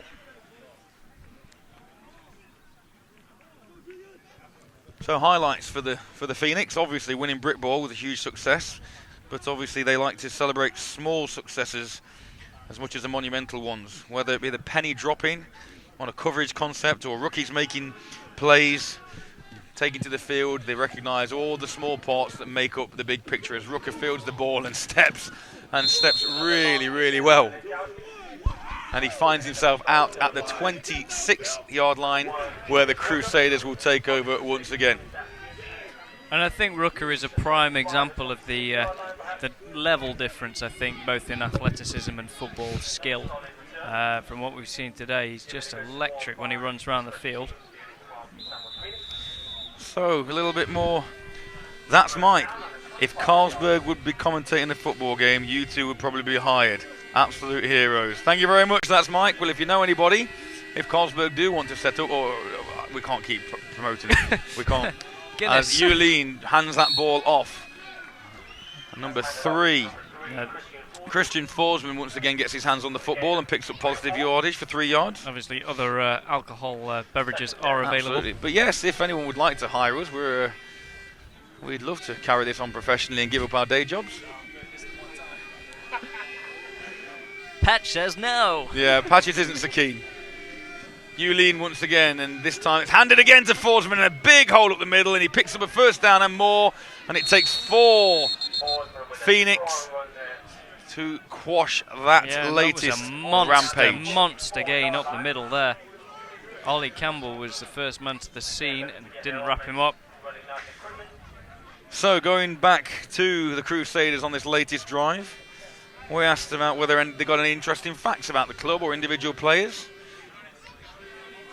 Obviously, as we alluded to earlier, they've played in 15 of the last 16 national title games in Sweden, as Milero takes the ball again on that other little jet sweep, and his fast feet take him out to the left of that Carlstad offense. And he's well contained there that time by the Phoenix defense. Starting. Yeah, so those 15 appearances, the first 7 times they entered that national title game, they end up with silver medals, but now they've won 8 golds in a row. 15 years ago, they beat the Swarco Tyrolean Raiders. As the ball is up in the air again, and it's coverage, and it's great. Yeah, looks like that man again. No, it's 32 this time. Dan Rayburn that time. And great underneath coverage there. Hobbs lurking in the backfield again, but obviously whenever that ball's going deep, Dara is that target. So yeah, beating the Raiders 15 years ago in Innsbruck. Beat reigning GFL champions 2011 Kiel Hurricanes in the Euro Bowl. And they have a great program up and running with under 11s, under 13s, 15s, 17s and 19s. Development team for the seniors, a men's team and also a women's team. So a massive operation as Yulene pump fakes, pulls the ball down, then slides before taking any punishment. Going to bring up a 4th down. So 4th and 5. Midfield. How confident? Well, I say how confident are the Crusaders? I don't think they've got anything to worry about in terms of winning or losing. Yeah, absolutely. But Tamworth's defence have managed to slow down the Crusaders and plug those leaky holes. And actually, if they don't manage to pick up this 4 or 5 yards, we'll put Tamworth in good field position themselves to try and double their score for the afternoon. But that's a long way away. Looks like they're going to go for it on this 4th down. Indeed. 5 yards. You'd expect them from previous form to pick this up pretty easily. Yeah, nice little hitch route underneath. Pass. It looks to Dara again, and Dara in and out of his hands. So another turnover on downs. Yeah, Rayburn again, the man in coverage. As that ball comes very close to our commentary position, but I would have snagged it one-handed so you would have been safe. Of course you would. I've no doubt about it. Either that or Patch's hand would have come and Patches would have dived across the table. I Actually, feel I'm a defensive back, so between two receivers, and neither of you would have caught it. That's the nicest thing you've ever called me as a receiver. It's the nicest thing you've ever said. With your blown out knee and Patch dropping to bits the other side. So here we go. You dropped to bits when you're about 15. 1st and 10, Tamworth on midfield as Burslem once again goes in motion. Fakes it, and he's got a man out wide, and he's concentrating. He's caught the ball at the 20. And that's Huxtable with that grab on the sideline. What concentration, over the shoulder catch. Single coverage out there, and Daly puts it where only his man can get it. You see Rucker in the centre of the field there, who steps up to cover the man in the slot, which leaves Huxtable one-on-one on the outside. And there was a wonderful throw by Daly as well. Beautifully done, and the Phoenix go no huddle, and they're now in business. Twins either side, one man in the backfield. See if we can get back on the scoreboard again as number 25, Ali, doesn't really get any real estate on that one. Yeah, wrapped up. The Crusaders have done a great job stuffing that run game up the middle. The only real running game they've had is either from Daly's feet or that sweep play they've been running with number 11, Burslem. And a timeout being called, or that actually is not a timeout, that's the end of the third period. And that is flown through. This is the end of the third quarter. So here at Pack Meadow, Coles Hill in the West Midlands, in this NEFL fixture on this rainy, damp, dank, complete opposite day to what we had last weekend on the bank holiday here in the UK, where we had scorching temperatures of close to 30 degrees. Welcome back, British summer. Welcome back, British summer with a vengeance. The score going into the fourth quarter, and the Tamworth Phoenix threatening, is the hometown Phoenix 7, the visiting Carlstad Crusaders 34. Get in touch with us here if you can at the show, 1 quarter to go. We're here at Onside Productions, got a very busy season this domestic season, not only with the next Tamworth Phoenix home game here in the NEFL, that's on the Saturday the 9th of June here from Pack Meadow, but also with all the Leicester Falcons home games, we'll be covering those, all the Nottingham Caesars home games, covering those as well. So busy times ahead for Tom, Steve, George, myself, cameramen. We've got Sean here today, we've got Gary here today. Shout out to Alex, who's not able to be with us today.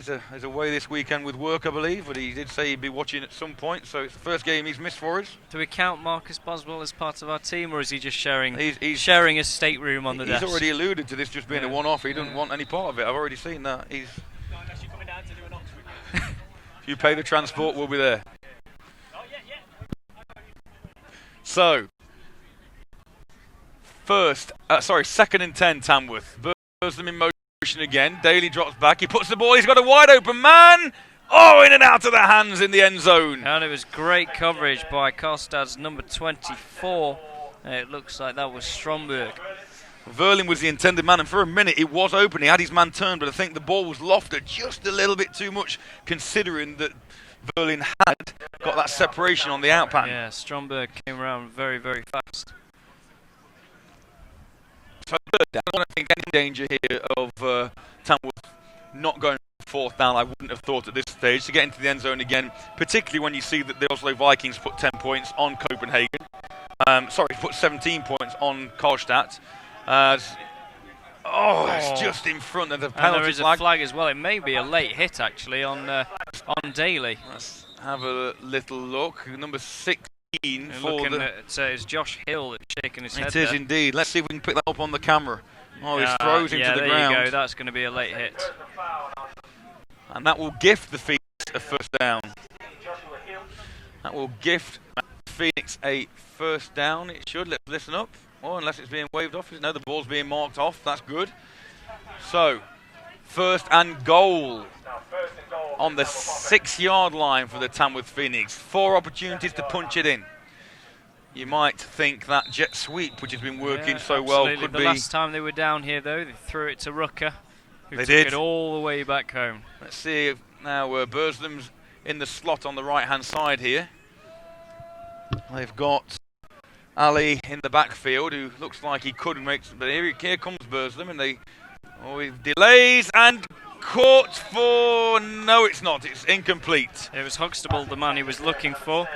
And it looked like it was in and out of his hands. It did look like he had a chance. He definitely had a step on his defensive back.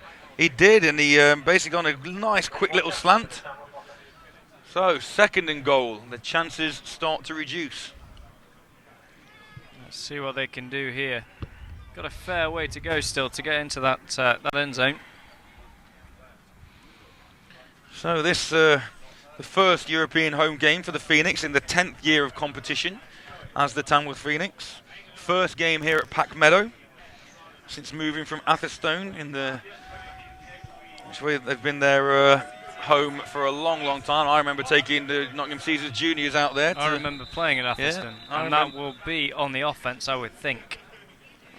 Atherstone Rugby Club was obviously served the Phoenix very well, and my very first game was against Tamworth Phoenix. We were on the wrong end of the resort that day.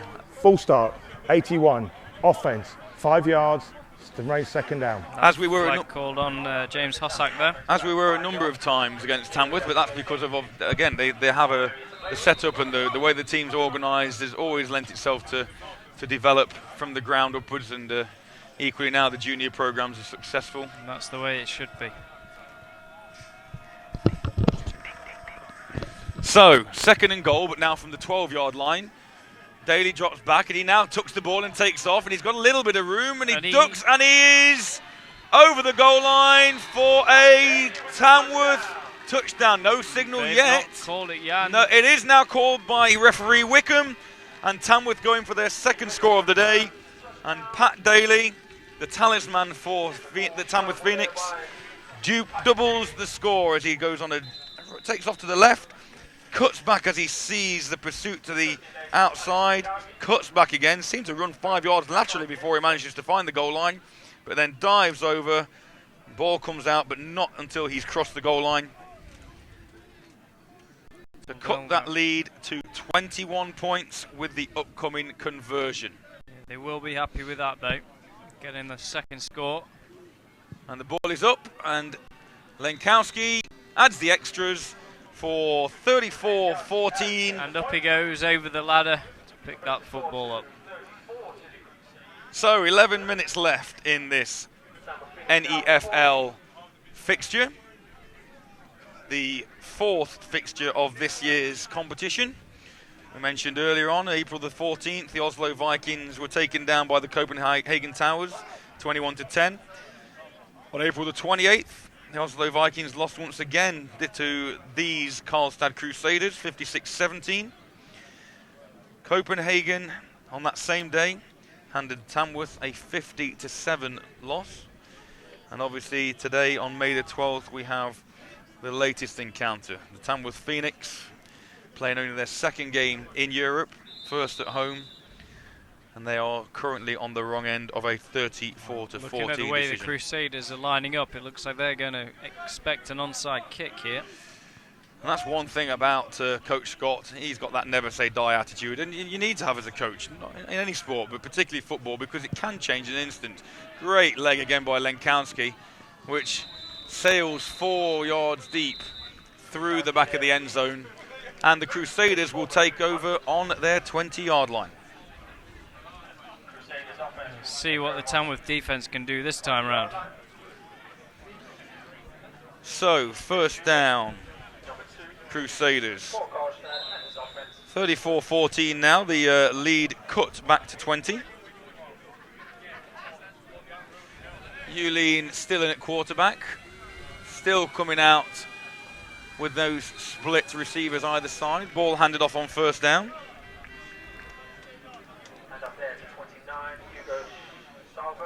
Our next game with Onside Productions is next Sunday, when the Nottingham Caesars host the Coventry Jets. On 2nd down, as Yulin once again hands off. And are the Crusaders now going conservative and just wanting that clock to tick away so they can board the bus back to Sweden. 2nd down, again, that inside handoff. 3rd and 9. Tamworth will be eager to get that offence off the field quickly, as this time the ball is... Oh, and Malero takes his eye off the ball before it's in. And what am I going to say about that? What's the first thing you catch the ball with? With your eyes. Catch it with your eyes before you haul it in. And he definitely thought he'd secured that, turned his head downfield, and didn't end up bulling it in. So, 4th down. But interestingly, Yuleen still on the field. 4th down on their own 20-yard line.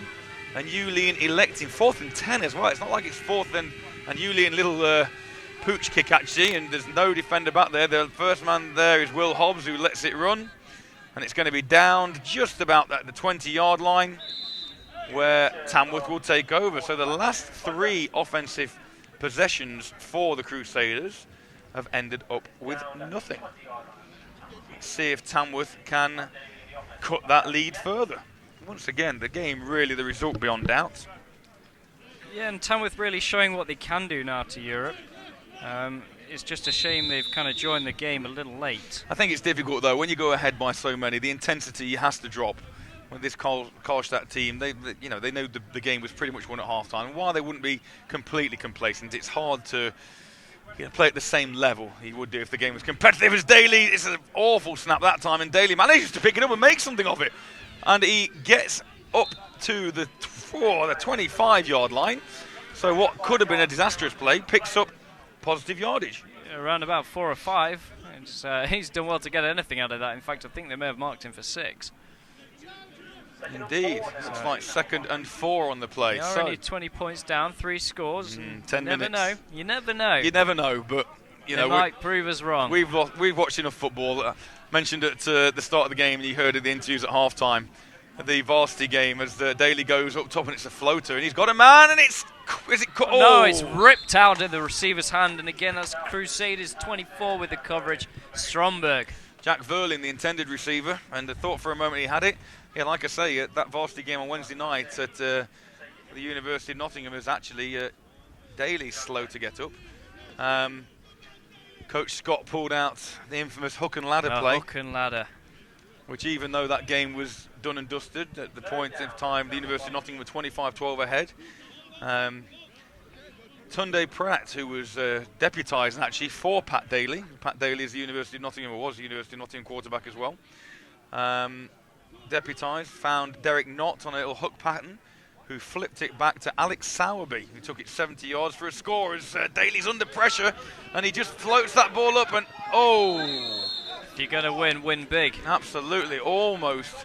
Looked like a very risky play as looking for James Hossack there. Daly was rolling around to his right, chased by number 44, chased by Matthias Eriksson.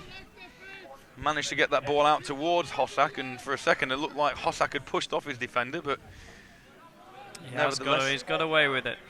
So 4th down. Now, Daly's leaving the field. So I think they'll punt it, but I think in part because, whilst I think they'd like to win, I think in part 34-14, and the way the defence has played this quarter, I think they'd be happy to try and keep it at that score. Well, I think from that 50-7 demolishing out in Copenhagen, I think all you've got to do is Lenkowski puts another high skying kick up, and Rooker lets it bounce a couple of times. It takes a Tamworth roll, and Rooker threatens to pick it up, and there's a little bit of afters. There we go. And there's no need really for Rooker, but you can understand the frustration by the Tamworth team. But the Crusaders will take over just outside their own 20-yard line. So like I was saying, you're talking about only the 2nd game in Europe for Tamworth ever. You're looking for progress, small steps every time. And I think from that first game, they'll definitely take some positives from this one. And the Crusaders, a very, very strong team. I think they would be happy. Hen Adolfsson. Is it still raining? Hard to see from our sofa in Carlstad. Well, great to know you're tuning in. Is it still raining? I think the rain... There's a little bit, but not much. There's some brollies up there, but it's nothing like it was looking in the floodlights here. As Yuleen in at quarterback drops back, and he escapes the first tackle. Looks like Will Stone was the man that took him down. Tamworth's 94. Indeed it was. He got out of his 2nd sack of the game. He eluded the first tackler, but couldn't get out of Stone. He very nearly got out of Stone as well. There he just manages to catch onto the lower leg. Bit of a tap tackle at the end there. But I'm disappointed our team photo's not been put up yet. That we tweeted in. So, second and long, second and 18, maybe even 19. As Yuling now drops back to pass. He's looking up for that man again for Dara, and it's overthrown, but it was great coverage. And actually, number 32, Rayburn, was the closest man to the ball. Step for step with Dara that time. A slender defensive back, but obviously got the pace to keep up with him. There was some contact there when the ball was in the air, but both men were going for that football, so that's never going to be called, and brings up third and 18 for the Swedish outfit. That was Will Stone's second sack of the game, and a great one too, well needed. So third and 18 for the Crusaders. Yulin once again drops back to pass, straight drop back this time. He steps up now in the pocket and he steps out of the way of one man. Will Stone again! Stone once again playing hard all the way to the final whistle. They're going to call that as a sack, or he might have just got back to the goal line there actually. The line of scrimmage. They're way away from the goal line. They're well, they're not that far away from their goal line, their gain line. They're currently on the 11-yard line. I think the marker has gone, a couple of inches further forward. But anyway, Huxtable back deep to return this time, as they made the error last time. I think the Phoenix, when Yulin stayed on the field. It's nice to see that Phoenix haven't given up as well. Absolutely, playing hard. And that word relentless is part of their ethos that we mentioned earlier on. And I don't think they ever will give up. It's an adventure. They've only got one more European game left after this, and they've got to do whatever they can as the ball is kicked towards the sideline, and it's not going to be returned. It's picked up by Dara, but inside Crusader territory, and the Phoenix will go to work again. Phoenix defence has been an absolute rock for them over the last couple of years, and really was the winning catalyst for that Brit Ball victory over the Warriors last. In fact, it was over the Blitz last year, particularly with that pick six right towards the end of the game. So, first down Tamworth, inside Crusader territory. Can they get a little bit closer and add a bit more respectability, not only for the Phoenix, but for the British game, as the ball is handed off to number 28, and that's a great pickup by Adam Hope on first down. And that was one of the better runs we've seen up the inside for the Knicks running backs. Bringing up 2nd and 4, which is always the sort of yardage you'd like to have, opens the playbook up considerably. 2nd and 4 as opposed to 2nd and 9 or 10. You'd still think they'd be going to the air a little bit, but still 7.5 minutes left in the fourth.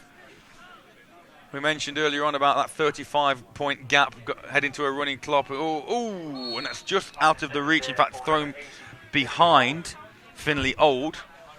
A dive-in attempt at an interception by the DB for the Crusaders to no avail. So, from 2nd and 4, we go to 3rd and 4. See how jittery Daly gets in the pocket, whether or not he stands in there or whether he decides to take off and try and pick up that yardage on his own, which we know he's more than capable of. And he does drop back initially, and now he steps, and he has a man. It's out of Old's hands, just in and out of Old's hands.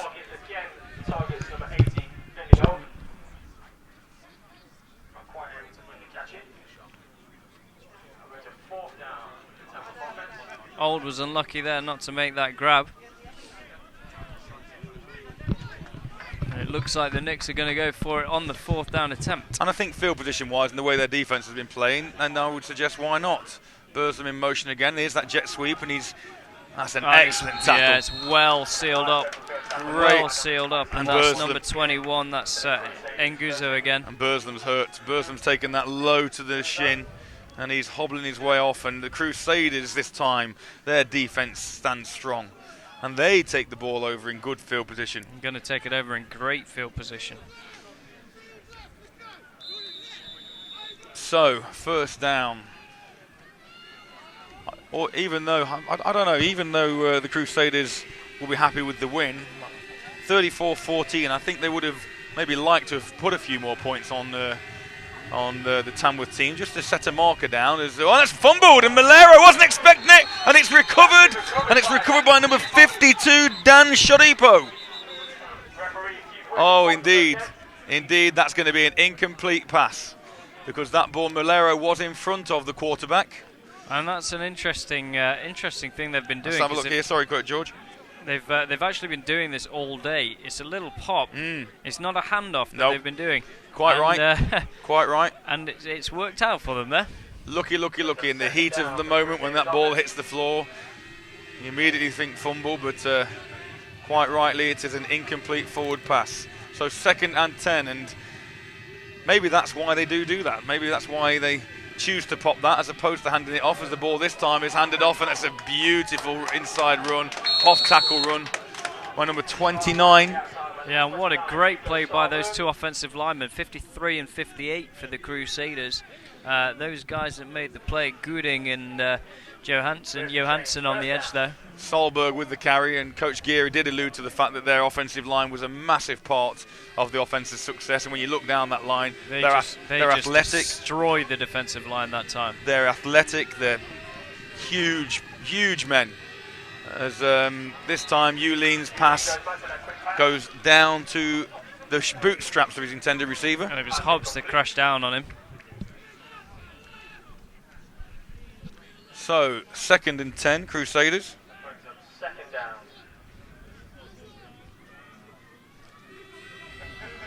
Eulene with 3 receivers to the right, 1 down to the bottom of the screen, and that 1 single running back once again.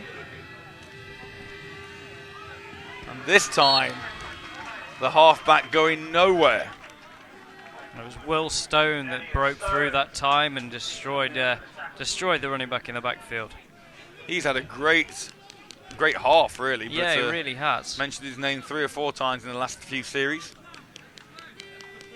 So on 3rd and 12, Eulene finding himself in a difficult situation once again, but we'll obviously back him and the Crusaders' high-powered offense that we've seen on display all afternoon. He drops back, rolls around to his right, moves the pocket, now steps up and takes off, and he's got Akers in front of him. Absolutely Akers, and he's down inside the 25 to about the 21-yard line, where that will be another Crusader first down. Yeah, and what was an awful lot of pressure soon became an advantage. There it is, look. Nice crease, follows his blocking. Well, that offensive line does its job again. It pushes the defensive line around the back of Veling, creates that pocket, creates the gap for him to step up into, and then there's acres of space in front of him. First down, Crusaders. So, as well as this Tamworth defense has done so far in this second half, can they shut out the Swedish champions as number 23 that time? It looked like 29. Oh, sorry. Salberg there that took the carry. It is indeed Salberg once again. So they're rotating the halfbacks as they also rotate the O-line as number 77 and number 63 join the attack. That's Oscar Johansson and Eric Nystrom. How nice must that be to be able to rotate in offensive linemen? Well, I mean, I'm lucky if I've got 3. But also rotate in offensive linemen that are that effective. So, 2nd and 7, the ball out to the left, incomplete. And that one went out like a wounded duck. You got to get it in. Not the tightest spiral that Eulene's thrown all day that time, and way out of the reach of his intended receiver. Bergwall, Jacob Bergwall. So it brings up 3rd and 6, and to be fair, Tamworth haven't let the Crusaders have it all their own way in this second half. No, they've really shown what quality they have got during this second period, or this second half. And it's a shame they didn't bring this to the start of the game, really. So 3rd and 6. Eulene drops back. He's got time. He's got that man Dara again, but it's way over Dara's head. And again, Rayburn was right underneath him, doing a great job in the coverage. So 4th down with 4 minutes 28 seconds left in this game. Once again, still time to get in touch with us if you're watching, wherever you're watching, either in the Britball Nation or out in Europe, whether you are in Carlstad or somewhere else, whether you're an Oslo Vikings fan watching your opponent. They still haven't put our photo up. No.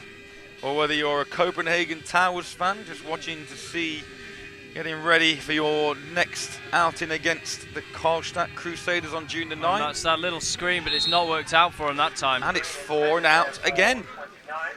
So, still, the Crusaders are scoreless in this second half. Yeah, and the Knicks really holding strong. And I think, like you say, if it gets to the point where Coach Scott and the Phoenix end up winning the second half, I think he'll take a great deal of pride and from that. Official right. If there's a QB out there who can turn this around, it's Patrick Daly.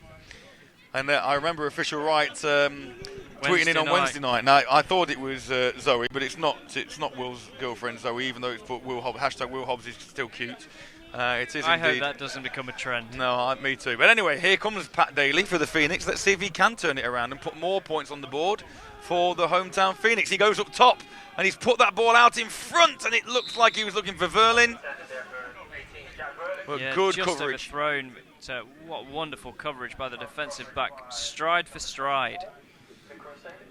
But you'd rather have that ball too far out in front than underthrown for the DB to cut back on it. Yeah, absolutely. They've already had 2 interceptions today. And again, we like the intention. It's not a sort of stick it up your jumper and just run the clock out. Those Phoenix are wanting to try and... What do the rules say about sticking it up your jumper? Well, I think it is forbidden, to be fair, but... No, I do know it's forbidden, Mr. Cockrell. I wasn't sort of... We have been informed by Martin the top man. Martin Cockrell does inform us, but it is indeed illegal as Daly looks to take off, and he steps again, and he's got room around the edge, and he's got a first down and more, and he jinks out of bounds at the 35-yard line. So yes, he runs with that ball very, very loose. He would almost be better to put it up his jumper. I find it rather upsetting that Martin Cockrell, having known we've been in the game for a fair few years, wouldn't think that we would be aware that it was illegal to stick the ball up your jumper. But anyway, there you go. Got to try. My reputation obviously precedes me. As Daly picks up a first down for the Phoenix and keeps the ball moving, but also that clock is now under 4 minutes. Drops back to pass again. He's got time. Oh, he dumps the ball off looking for Walters, but it's behind. It was almost a lazy throw there. And it ends up behind Walters, and he had no chance of pulling that one in. Didn't lock him down with his shoulders and just launched it straight behind him. So second down, but the clock stops. I think Tamworth would definitely might feel more happier with this second half than they did the first. And you know that the Crusaders will be wanting to stamp their authority, particularly in a game which is obviously available to all of Europe rather than in their own domestic game. As Daly takes off again, steps and reaches that ball out. Doesn't pick up enough for the first down. So it'll be third down upcoming.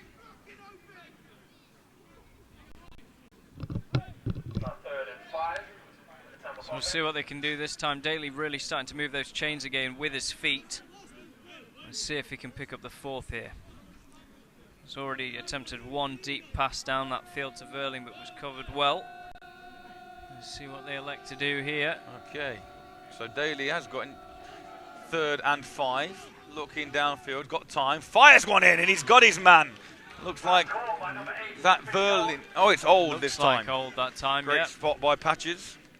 Finley Old with the first down reception. The clock continues to run with 3 minutes 28, and it's a nice. Sets his feet beautifully there, Daly does.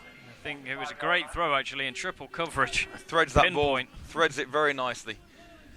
We've not mentioned yet this Phoenix monocolour uniform. What are your thoughts on that? It does really look like a bit orange crush. As the ball is taken upfield close to first down yardage again. I'd say tango, but it's already been done once. Definitely helps identify the team, particularly in these gloomy late evening, or early evening rather, 8:30 here in the UK conditions.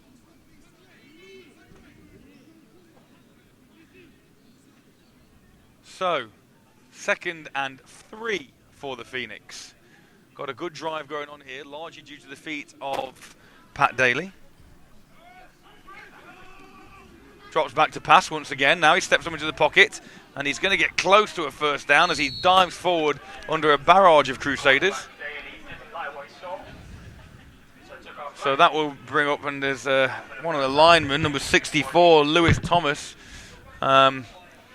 optimistically signalling for a first down, but it's actually come up short. It'll be 3rd and maybe a yard. It looks like they've got a man down at the moment. And they really have marked them. Not even a full yard away, I would say. So George, it's you and I's first time, obviously, in the flesh, watching a European club outfit. A club outfit. Yeah, we've seen the international women's. Phenomenal. It's another level. To say Tamworth won out against Manchester Titans 60-7, somewhere around that score line. Exactly what it was. And here Tamworth are 34-14 down with just under 3 minutes remaining. I think it really shows where Europe are ahead of us in the game. And I know that Coach Scott and his staff will continue to work hard. And like anything, when you look at the resume of the Crusaders, 15 times in the national final, won the last 8. It leads you to always to think of the London Blitz and Warriors of Britball in terms of their dominance. Yeah, I mean, take nothing away from the Carlstad Crusaders. I mean, they've come here, they've done a job, but the Phoenix have kept fighting. Have you said? Look, Will Stone is a prime example of them just not giving up all afternoon. Yeah, and Tamworth have the ball still, and it's 3rd down. We'll see what they do here. He puts the ball over the top. He's got Huxtable, but in and out of the hands of Huxtable, and that should have really been pulled in. Yeah, just overthrown. That's the second time Huxtable's been overthrown in open coverage, and that seam there seems to be open for them. Beautiful route, like you say, down the seam. He steps inside. Daly again sets his feet, steps into the lovely pocket created by that offensive line. Rucker just cheating up there. There's In fact, I don't think it is Rucker that was covering there. I think it was completely beaten the safety there, and obviously they're playing with that single safety. Gozo there that checked up. Yeah, just playing with Rucker as that single high safety at the moment. But I think if the score finished 34-14, I think it would be a great showing for British football. Great improvement as the ball is caught by Old, and Old is stood up at the 30-yard line, but that is first down on a real brave 4th down conversion, throwing the ball. It really was, but that is going to bring up the 2-minute warning. So you've got 2 minutes to try and get this score a little closer. So still, the Tamworth Phoenix lead this second half by a score of 7-0. Okay, they're down 34-14 overall, but obviously they're the small things, the small takeaways that Coach Scott and his staff will look at. And with the Oslo Vikings coming up, I'm sure they'll be looking to win that one. The Oslo Vikings currently 0-2, having been defeated by the Copenhagen Towers 21-10. And these Carlstad Crusaders 56-17. As Daly takes off again to the right side, and he's got space. He stiff arms one man, goes out of bounds inside the 20-yard line. Looks like they're going to call him inches. And there is a late flag on the play. So we'll see what the officials bring that back for. Let's have a look, see if we can see what they're going to tell. It was a very late flag. Suspect it will be against Carlstad. So, after a first down was achieved, dead ball, unsportsmanlike conduct by number 5. We'll go back 15 yards and award a 1st and 10. That's number 5's first unsportsmanlike act. That's going to be on the running back, Elliot Walters. Didn't quite catch what that was particularly. No, nor did I. So we'll... So it will be first down, but it's first down way back at the 36-yard line rather than inside the 20. Yeah, and they'll be disappointed. That's the second penalty they've really given away for ill discipline. Obviously, the hit out of bounds a little earlier on. Coach Scott will not be happy with that, and you don't want to be Elliot Walters. As you can see him, actually he's made his way to the back of the bench on that Tamworth sideline. I would as well, I think, in that situation. Keep as far away from the Tamworth coaching staff as possible as it looks show like blitz, and there is a corner blitz, and Daly is in trouble and he goes down. He has been crushed. But once again, not the greatest snap in the world. No, he was let down there by his centre. See right from the off here. And there are 2 plays back to back, one unsportsmanlike conduct and then an ineffective snap. And from having a first down on the 20-yard line, you've now got a 2nd and 20 close back to midfield. And it was great coverage there by the defensive line of the Crusaders. So, Just missed that replay there. 2nd and 20 after the there's no flag at the moment. The flag has gone. It's now 2nd and 20 as Daly drops back. He steps into the pocket, puts the ball down the left side, looking for Verling again, but that's out of bounds before it manages to get to Verling, which will bring up 3rd and 18. And what was promising a 3rd Tamworth touchdown literally seconds ago. Yeah, the offense looking a tad deflated after that penalty. With only 35 seconds left to go in the game, now looks like this one may be petering out. We said that on Wednesday night, and Coach Scott pulled out that hook and ladder. That hook and ladder. Why not? I'd love to see that again now, wouldn't you? Well, I would, hey, yeah. Why not? Yeah, absolutely. Who's in the slot there on that top side of the screen? That's Old. Fire that ball into Old. Old to Walters, but it's Ali in the backfield. Yeah, so Old, I think that would work. Put it in, Coach. Anyway, Daly drops back again. He goes down. Oh, that was into no man's land, really. And that would have only Looking picked for up Old on the out route. 15 yards. That would have picked up, but the pass is incomplete, which will bring up 4th down and possibly the last offensive play for the Phoenix this afternoon. Hook and ladder? I would. Yeah. Why not? Why not? You're either gonna do timeout, Tamworth.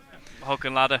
So I think at this point in proceedings, as we usually do here At 29 seconds, 29 seconds, first time out, Tamworth. Not quite sure why we've still got the flag icon up on the screen. There is no penalty. Tamworth are just taking a timeout. Indeed. As I mentioned at this point, it's usual that we thank a few people. So first of all, from our point of view, Onside Productions, going from strength to strength these last couple of years, down to the hard work of Tom Howe and Steve Matthews, who are behind all the streaming technology, providing you with the pictures this afternoon and the variety of camera angles. Obviously, thanks to our cameramen, we've got Sean Endicott this afternoon and Gary as well. What's Gary's surname?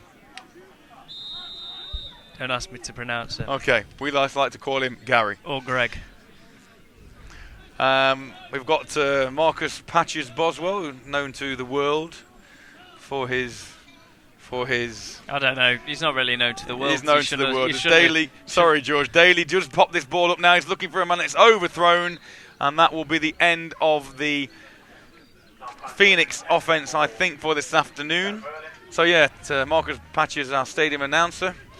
Obviously, once again, thanks to the officials, all the volunteers, and the crew here at Pack Meadow for putting this game on this afternoon. Mr. Cottrell. Mr. Martin Cockrell. Cockrell, what did I say? Yes. Cottrell. Cottrell, yes. Saw the same. His involvement, obviously, there's so many people going to put on a game like this, even at this level here. And it looks like the Crusaders are in victory formation. And as I said, a bonus for the Phoenix in that they haven't conceded any points in this second half, which I think Coach Gear might not be happy about, but Coach Scott will be. Yeah, I think they absolutely will be happy about that. 34-14 is a much better scoreline than their previous game against the Copenhagen Towers, 50-7. Much more respectable as the clock ticks down from 2-1. And one of those scores was a pick six as well. Indeed. I think they'll be very, very pleased with that. So, and I think the second half really has shown what British football can do. So as you say, really, the offense I think has only scored those 3 touchdowns, and basically that suggests that the future may well be bright as well as the uniforms for the Tamworth Phoenix. Yes, absolutely. Anyway, here at Pack Meadow, this first European encounter on home soil for the Tamworth Phoenix has finished with a scoreline of the Carlstad Crusaders 34 and the Tamworth Phoenix 14. We'll be back shortly to wrap this one up with our post-game show. Until then, this.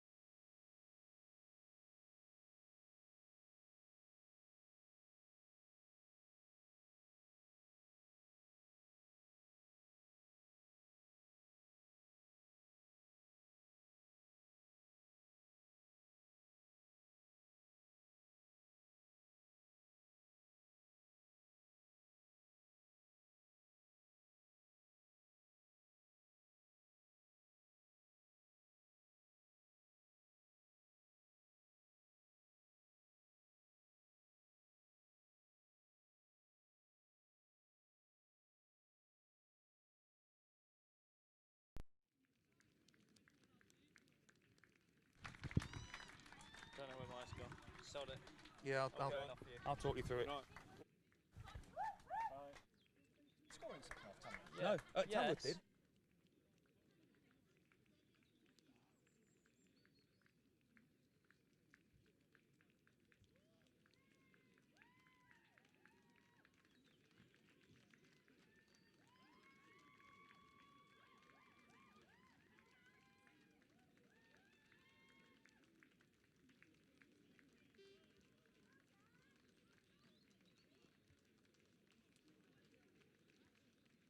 So you join us back here at the at Pack Meadow here, as in the final stages of this one.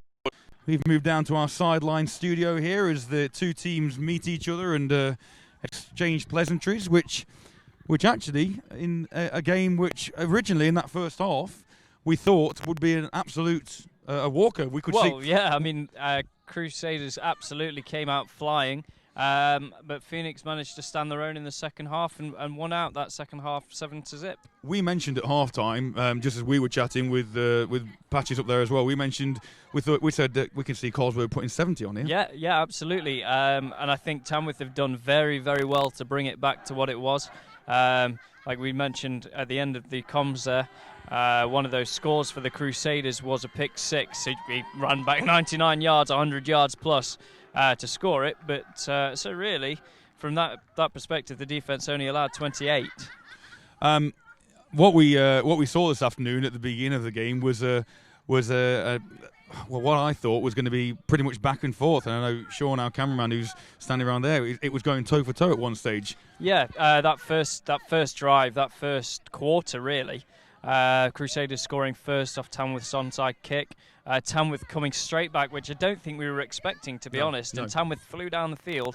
And then Crusaders coming back on their next drive to only score 3. And then it just went downhill. But that's where that experience comes in, I suppose. And as a coach, you've obviously coached for a number of years now. I the same. When you're 34-7 down at half-time, how do you keep your troops going? That's a really difficult question. I'm going to be careful what I say here because I don't want to drop myself in it too much. I think you just got to G them up the best you can. I think you've got to almost play that it's a second half card. Let's go out and win the second half and see what happens. Well, and as we saw there, that's exactly what Coach Scott and the Tamworth Phoenix did. Down 34-7 at half time. They've then come out and they've won that second half, as you said, 7-0. Yeah. So moving forward, one more game left on June the 9th back here at Pack Meadow. Yeah, and I think the Vikings were probably the one that the Tamworth Phoenix were most looking forward to, or the target game if they were going to win one of the European games. And the experience that they've had both against Copenhagen and the Crusaders this afternoon should stand them in pretty good stead. Yeah. And I think the most important thing for them will be what they've learnt from these games. Obviously, the Warriors were in this boat last year. Sure. We know Coach Scott has American experience. He's a very talented coach, and what he's brought here so far to Tamworth has been excellent. But I'd like to think they've learnt, looking at the ways that these teams play. We've seen the Crusaders, and I mentioned it a number of times, have played that short passing game first and foremost, and then throw the deep ball, where we've seen Daly hit a few deep balls, and Julian not hit many. Yeah. Julian's been much more successful through this game. So highlights of the game, then it started off with the Crusaders driving down the field after you mentioned that onside kick. Interesting decision from Coach Scott. Yeah, trying to get that momentum early. So deferring from the kickoff, and it didn't work out for them, and the Crusaders showed what they were all about early on, attempting to go deep to Dara, who was a threat all afternoon, but managing to crash it into the end zone on the ground on that first drive. Yeah, an absolutely monstrous receiver as well, and when you've got a target like that to be working around, why not use him? The Phoenix, as you mentioned, responded on that first drive out and looked threatening with a number of passes themselves, a deep ball down the sideline, and then Burslem came in on that jet sweep, which was effective for them all afternoon. Yeah, that jet sweep, that outside running game was effective. Daly obviously picking up running yards, but nothing really going up the middle for them, and I think that's where they've struggled today to get that offense moving. Sure. They tried it once or twice, and Daly and Dele Alli didn't really get anything going on that front. From there, Carlstad picked the ball up once again and drove down the field, but they were forced to settle for a field goal, which, number one, shows the respect that they have for the Phoenix, not trying to go for it on fourth down. And at that point, 10-7 to the Phoenix, you thought, wow, if Tamworth can equally match what they did in that first drive, then they could be taking the lead here. Yeah, they could. But like we say, we knew the Crusaders were going to be good. Looking at it, it looked like that first drive, if you look back over the game, that first drive perhaps was a defensive lap for the Crusaders. We mentioned they left at 4 this morning, which means they probably started their day 2 o'clock, packing up and waking up and getting to wherever they needed to be. And I think it was just perhaps a first lapse and it just let slip. But after that, they were pretty solid. They allowed 1 score in the second half, but that was it. And prior to that second half starting, that's when Dara really came into his own. Yeah. 2 touchdown catches for Dara from Yulin. Yeah, one, absolutely. One yeah. across the middle, which was a ball thrown by Yulin a little behind his receiver, but the wingspan of Dara managed to enable him to drag it in. Yeah, he did. And then he took that big hit from Campbell that flew across. The safety took a monstrous hit on him. And then after that, Rayburn covered him pretty well. Absolutely. Little defensive back, but did really well to keep up with him. And that was the offensive scoring done for the Crusaders, this high-power offense. But there was one more highlight to come from the Swedish champions, and that was Rucker. Rucker's pick 6, the length of the field almost. Yeah, that was beautiful, wasn't it? Up until the end. It was almost like watching Usain Bolt in that 100-meter final. Slowed right down, checked over his shoulder to see where everyone was. He had miles of room to go. And the unfortunate thing with that particular touchdown for the Phoenix was that they'd had a nice offensive drive of their own. Yeah, they had changed the formation. They've got those 3 receivers to the one side with the sort of the slot up back, threatening, coming in motion every time, and it was effective. Yeah, I think that was a complete and utter deflating play for the offense there, but they managed to get some rhythm again during the game, and I think finding that groove towards the end will show that they can move the ball against European teams, the Vikings being the next one up. Well, as we speak, we have Coach Gear who's joined us. Do you want to come on in, Coach?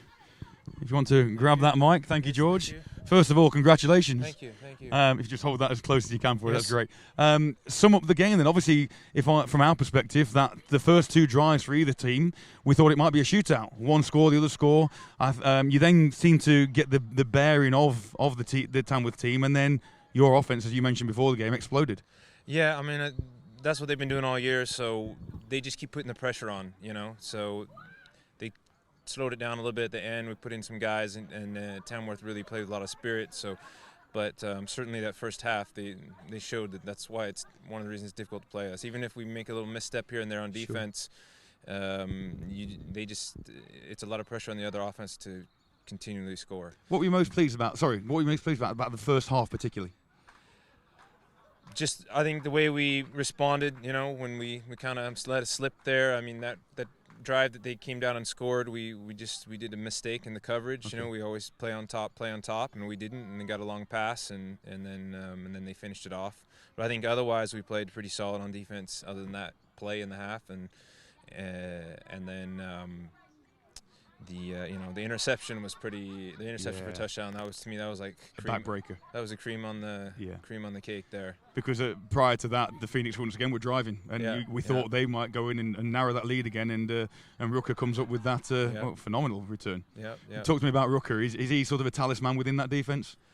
He's just a really great playmaker.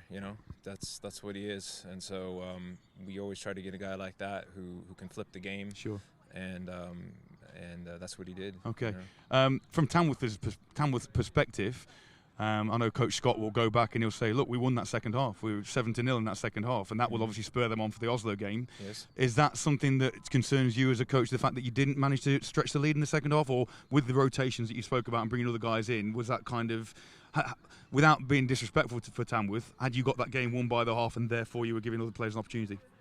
Well, certainly on defense, we didn't have a lot of guys here, but we were rotating the guys we had for sure. I mean, maybe our offense, they slowed down, obviously, and they might be going to go back and see where that was. Okay. So at the end of the day, we did what we had to do to be where we were at halftime, and no matter what, even if even if it had finished a little bit, whatever, 40 or 50, Yeah. I know even already from the first half that there's things that we're going to want to go back and look Sure, at on film sure, and improve. sure. So we're going to do that no matter what. And, it's actually useful to me and to us if we make a mistake or something and Tamworth capitalizes on it, because then it's a teaching moment. You say, look, this is what happens when you do this, or this is what happens when you do that. And so we just look forward to learning from whatever happened in the second half. Talk to me about Idara. I don't know if I pronounced his name right. Jacob Big 84. Dara, yeah. Obviously a massive weapon, both physically but also in the deep ball game. Yeah. How important is he to your season as a whole, both domestically and in the European game? Absolutely. I mean, he's the tough matchup for people, the tough matchup. And Philip has a really good feel for putting the ball out there for a guy like that who's got the length, so he can put it where only he can catch it. Sure. And Jacob has been doing this for years for us, so it's a big weapon for us. As you see, we spread it out a lot. Oh, yeah. And if they're gonna even down when we have the lead, if they're gonna close it down in the middle, then we're just gonna keep throwing it around the outside. So we're dependent on guys who can make plays if the ball's put out there. So you mentioned before the game to me about Julian, your quarterback, also being offensive coordinator, and you could tell out there the way, obviously, the no-huddle offense, and when you've got an offensive coordinator in that position, therefore it makes obviously you guys' job on the sideline all that much easier. Did he make many adjustments out there today, or was it sort of whatever play was in there called, was that what was being run? How much was he changing things in there? Honestly, I have to talk to him about that. Okay.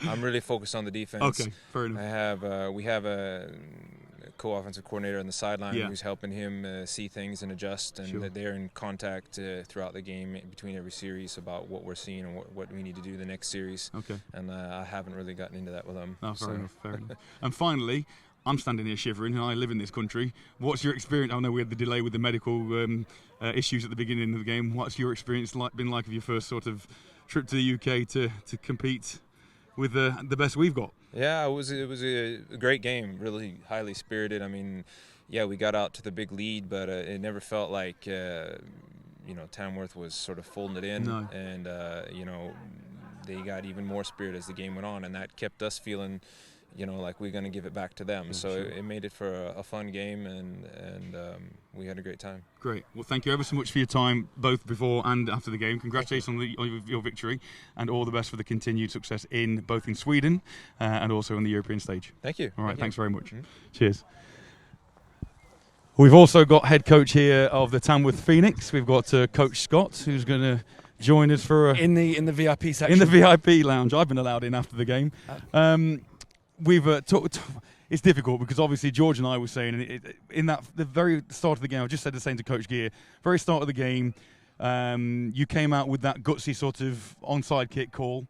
Didn't come off for you. Gave a high-powered offense a short field, of which they obviously turned it into points straight away. And George and I were almost like, oh, here we go. But then to come back on that next drive with the spirit you did, the long ball, and it tie things up. We all thought, oh, this is going to be a ding-dong back and forth. What were your thoughts at that stage? I mean, I think I said this in the pre-game. The windows for success are smaller here. We're still learning. They've got huge athletes, and look at the mismatches we have physically, both on the offensive line, our DBs and the receivers. We needed to be aggressive, and I look at those calls, the fake punt, the onside kick. I've always said that by the sword. You either win by lose by 1 point, or lose by 20 points. It's we want to give it a shot. We want to be aggressive. We want to play Phoenix football. That's why we're here. We're going to continue to do that, and I make no apologies for being aggressive. Well, those sort of players can be game changers, can't they? They can completely flip a game on its head. Half time, you're 34-7 down. I know the answer to this question, but I'm going to ask it anyway. Because of, like you say, you're where you are because of the players you've got and the ethos you've got. Yep. Did you have to say much to the lads at half-time, 34-7 down? No, I mean, not at all. I just got them to smile. I said, look, we're here, we're going to have fun with it. Just relax. I think certainly the Copenhagen game and early on, you could see they were tense, and I kind of added that because I got tense with the delay of the start of the game and all those little bits and pieces. Yeah. It's hard not to get distracted by everything that's going on. But just smile, enjoy it. We treated our half-time like we would any half-time, passing the Haribos around and all that usual stuff that we do. And the thing that makes British football so great is that community and that camaraderie. And we're not professionals, and we don't have a huge budget, but we do have each other, and that's what we play for. And then, taking positives, you've won that second half 7-0. Yeah, I mean, we said that at the end, and you look at the interception return. That's a 14-point swing. Then all of a sudden, it's the game's end up 14-34 instead of 27-21. You know, they pulled some of their guys, and I get that. But even at half time, I don't think the score really reflected what we were doing. We did move the ball consistently. We got some stops. We held in some field goals. And there's some teams in Sweden who don't hold this high-powered offense to the fewer touchdowns that they had. So I think we could take some positives. We'll watch some tape and we'll learn from it, and we'll look forward to Merseyside next week. Progress from the Copenhagen game? Absolutely. Yeah. Absolutely. And Copenhagen game was tough. There was a lot of glum faces at the end. And I think we knew who we were up against, a top 10 team in Europe, and we knew we'd be up against it. But we enjoyed it today, and everyone having fun and do a lot of smiles. So obviously, and I know your answer to this as well. Your next focus is the next game in the BFNL in the Premiership, but obviously not in too distant future. You've got Oslo coming here. Is Oslo a game you target? This is a daft question. Well, you target every game to win, but do you think you stand a little bit more of a chance, or is it going to be just as equally tough? My focus is on next practice. Okay. Let's do the next practice. Let's get Oscar out for Merseyside. They play tomorrow, and let's just have a great practice midweek. Prepare for Merseyside. Let's get our guys healed up, and let's see what we do when we roll into Merseyside. I know they're going to be ready for us. I'm sure they've been watching at home and preparing all the things we do. We're just going to go and treat them as seriously as we treat Copenhagen as these guys, and as we will Oslo in a month's time. Great stuff. Well, thank you ever so much for your time once again. Thanks for coming down, and thanks for your time, and thanks for everyone for watching. And I'll see you in a few weeks. You will do, all being well. Thank you very much, Coach. Take care. Cheers, Jason. So nice to be able to hear from both coaches after the game. I think their thoughts pretty much echoed ours. Yeah, very much so. Again, Coach Scott particularly. Obviously alluding to the fact that he's won that second half and his players being more relaxed and learning all the time. Yeah, I mean, I don't think he was displeased. Obviously, he's not overly happy that they've lost out here, but I think, as he said there towards the end, 7-0 in that second half. I think he's going to take the positives away from that. And I know Coach Scott a little better than I know Coach Gear, but there seems to be, it may have been a fatigue thing, but there seemed to be a little bit of frustration in Coach Gear's sort of breakdown of the game. Yeah, well, I think that's what makes a great coach, though, isn't it? Critique everything. Absolutely. And that's, you've got to look at all the little things. What was he doing wrong on that play, regardless of whether they won 34-14 or whether they won 50-0. Absolutely. I think you have to critique everything. You can never have a perfect game. And the minute you think you have that perfect game and you think you've arrived, that's the minute when your downfall will begin. Yeah, absolutely. So you're fine. We've got about a minute or so, I think, before we sign off. Your experience of number one of Pack Meadow. I mean, beautiful sunset behind the floodlights there, and unless somebody's lit Birmingham alive. Well, it could well be actually the smog from Birmingham, but let's be positive. Well, sorry, Birmingham. How have you found our first European experience from onside production? I think it's been good. I know we've had the technical difficulties from our own perspective, but I think from watching these athletes out here today and just seeing the next level for British football, or what British football can be, has been a really, really humbling experience, and I'm really looking forward to the future. And who did you particularly enjoy watching out there? Pick a couple of players from each team. Rucker was absolutely, he was fantastic, and Julian at quarterback. I think he really showed how it can be done. Pat Daly did what Pat Daly does. Yes. He moved the ball on his feet, and of course Will Stone blew up a few quarterbacks in as well. So I think positives off both sides, but Rucker definitely a man to watch. So as the light begins to fade on this late spring evening here at Pack Meadow, we've had a game of two halves really. We've had a dominant performance by the Swedish champion, the Carlstad Crusaders, in the first half, going ahead 34-7, but then a much-spirited second half by the hometown Tamworth Phoenix. We'll be joining you again very soon for another onside production, indeed next Sunday, the 20th of May, when the Nottingham Caesars take on the Coventry Jets. But until then, from George, goodbye, all the crew at Onsides, and myself, Matt Walker, we wish you a very good evening. Good night.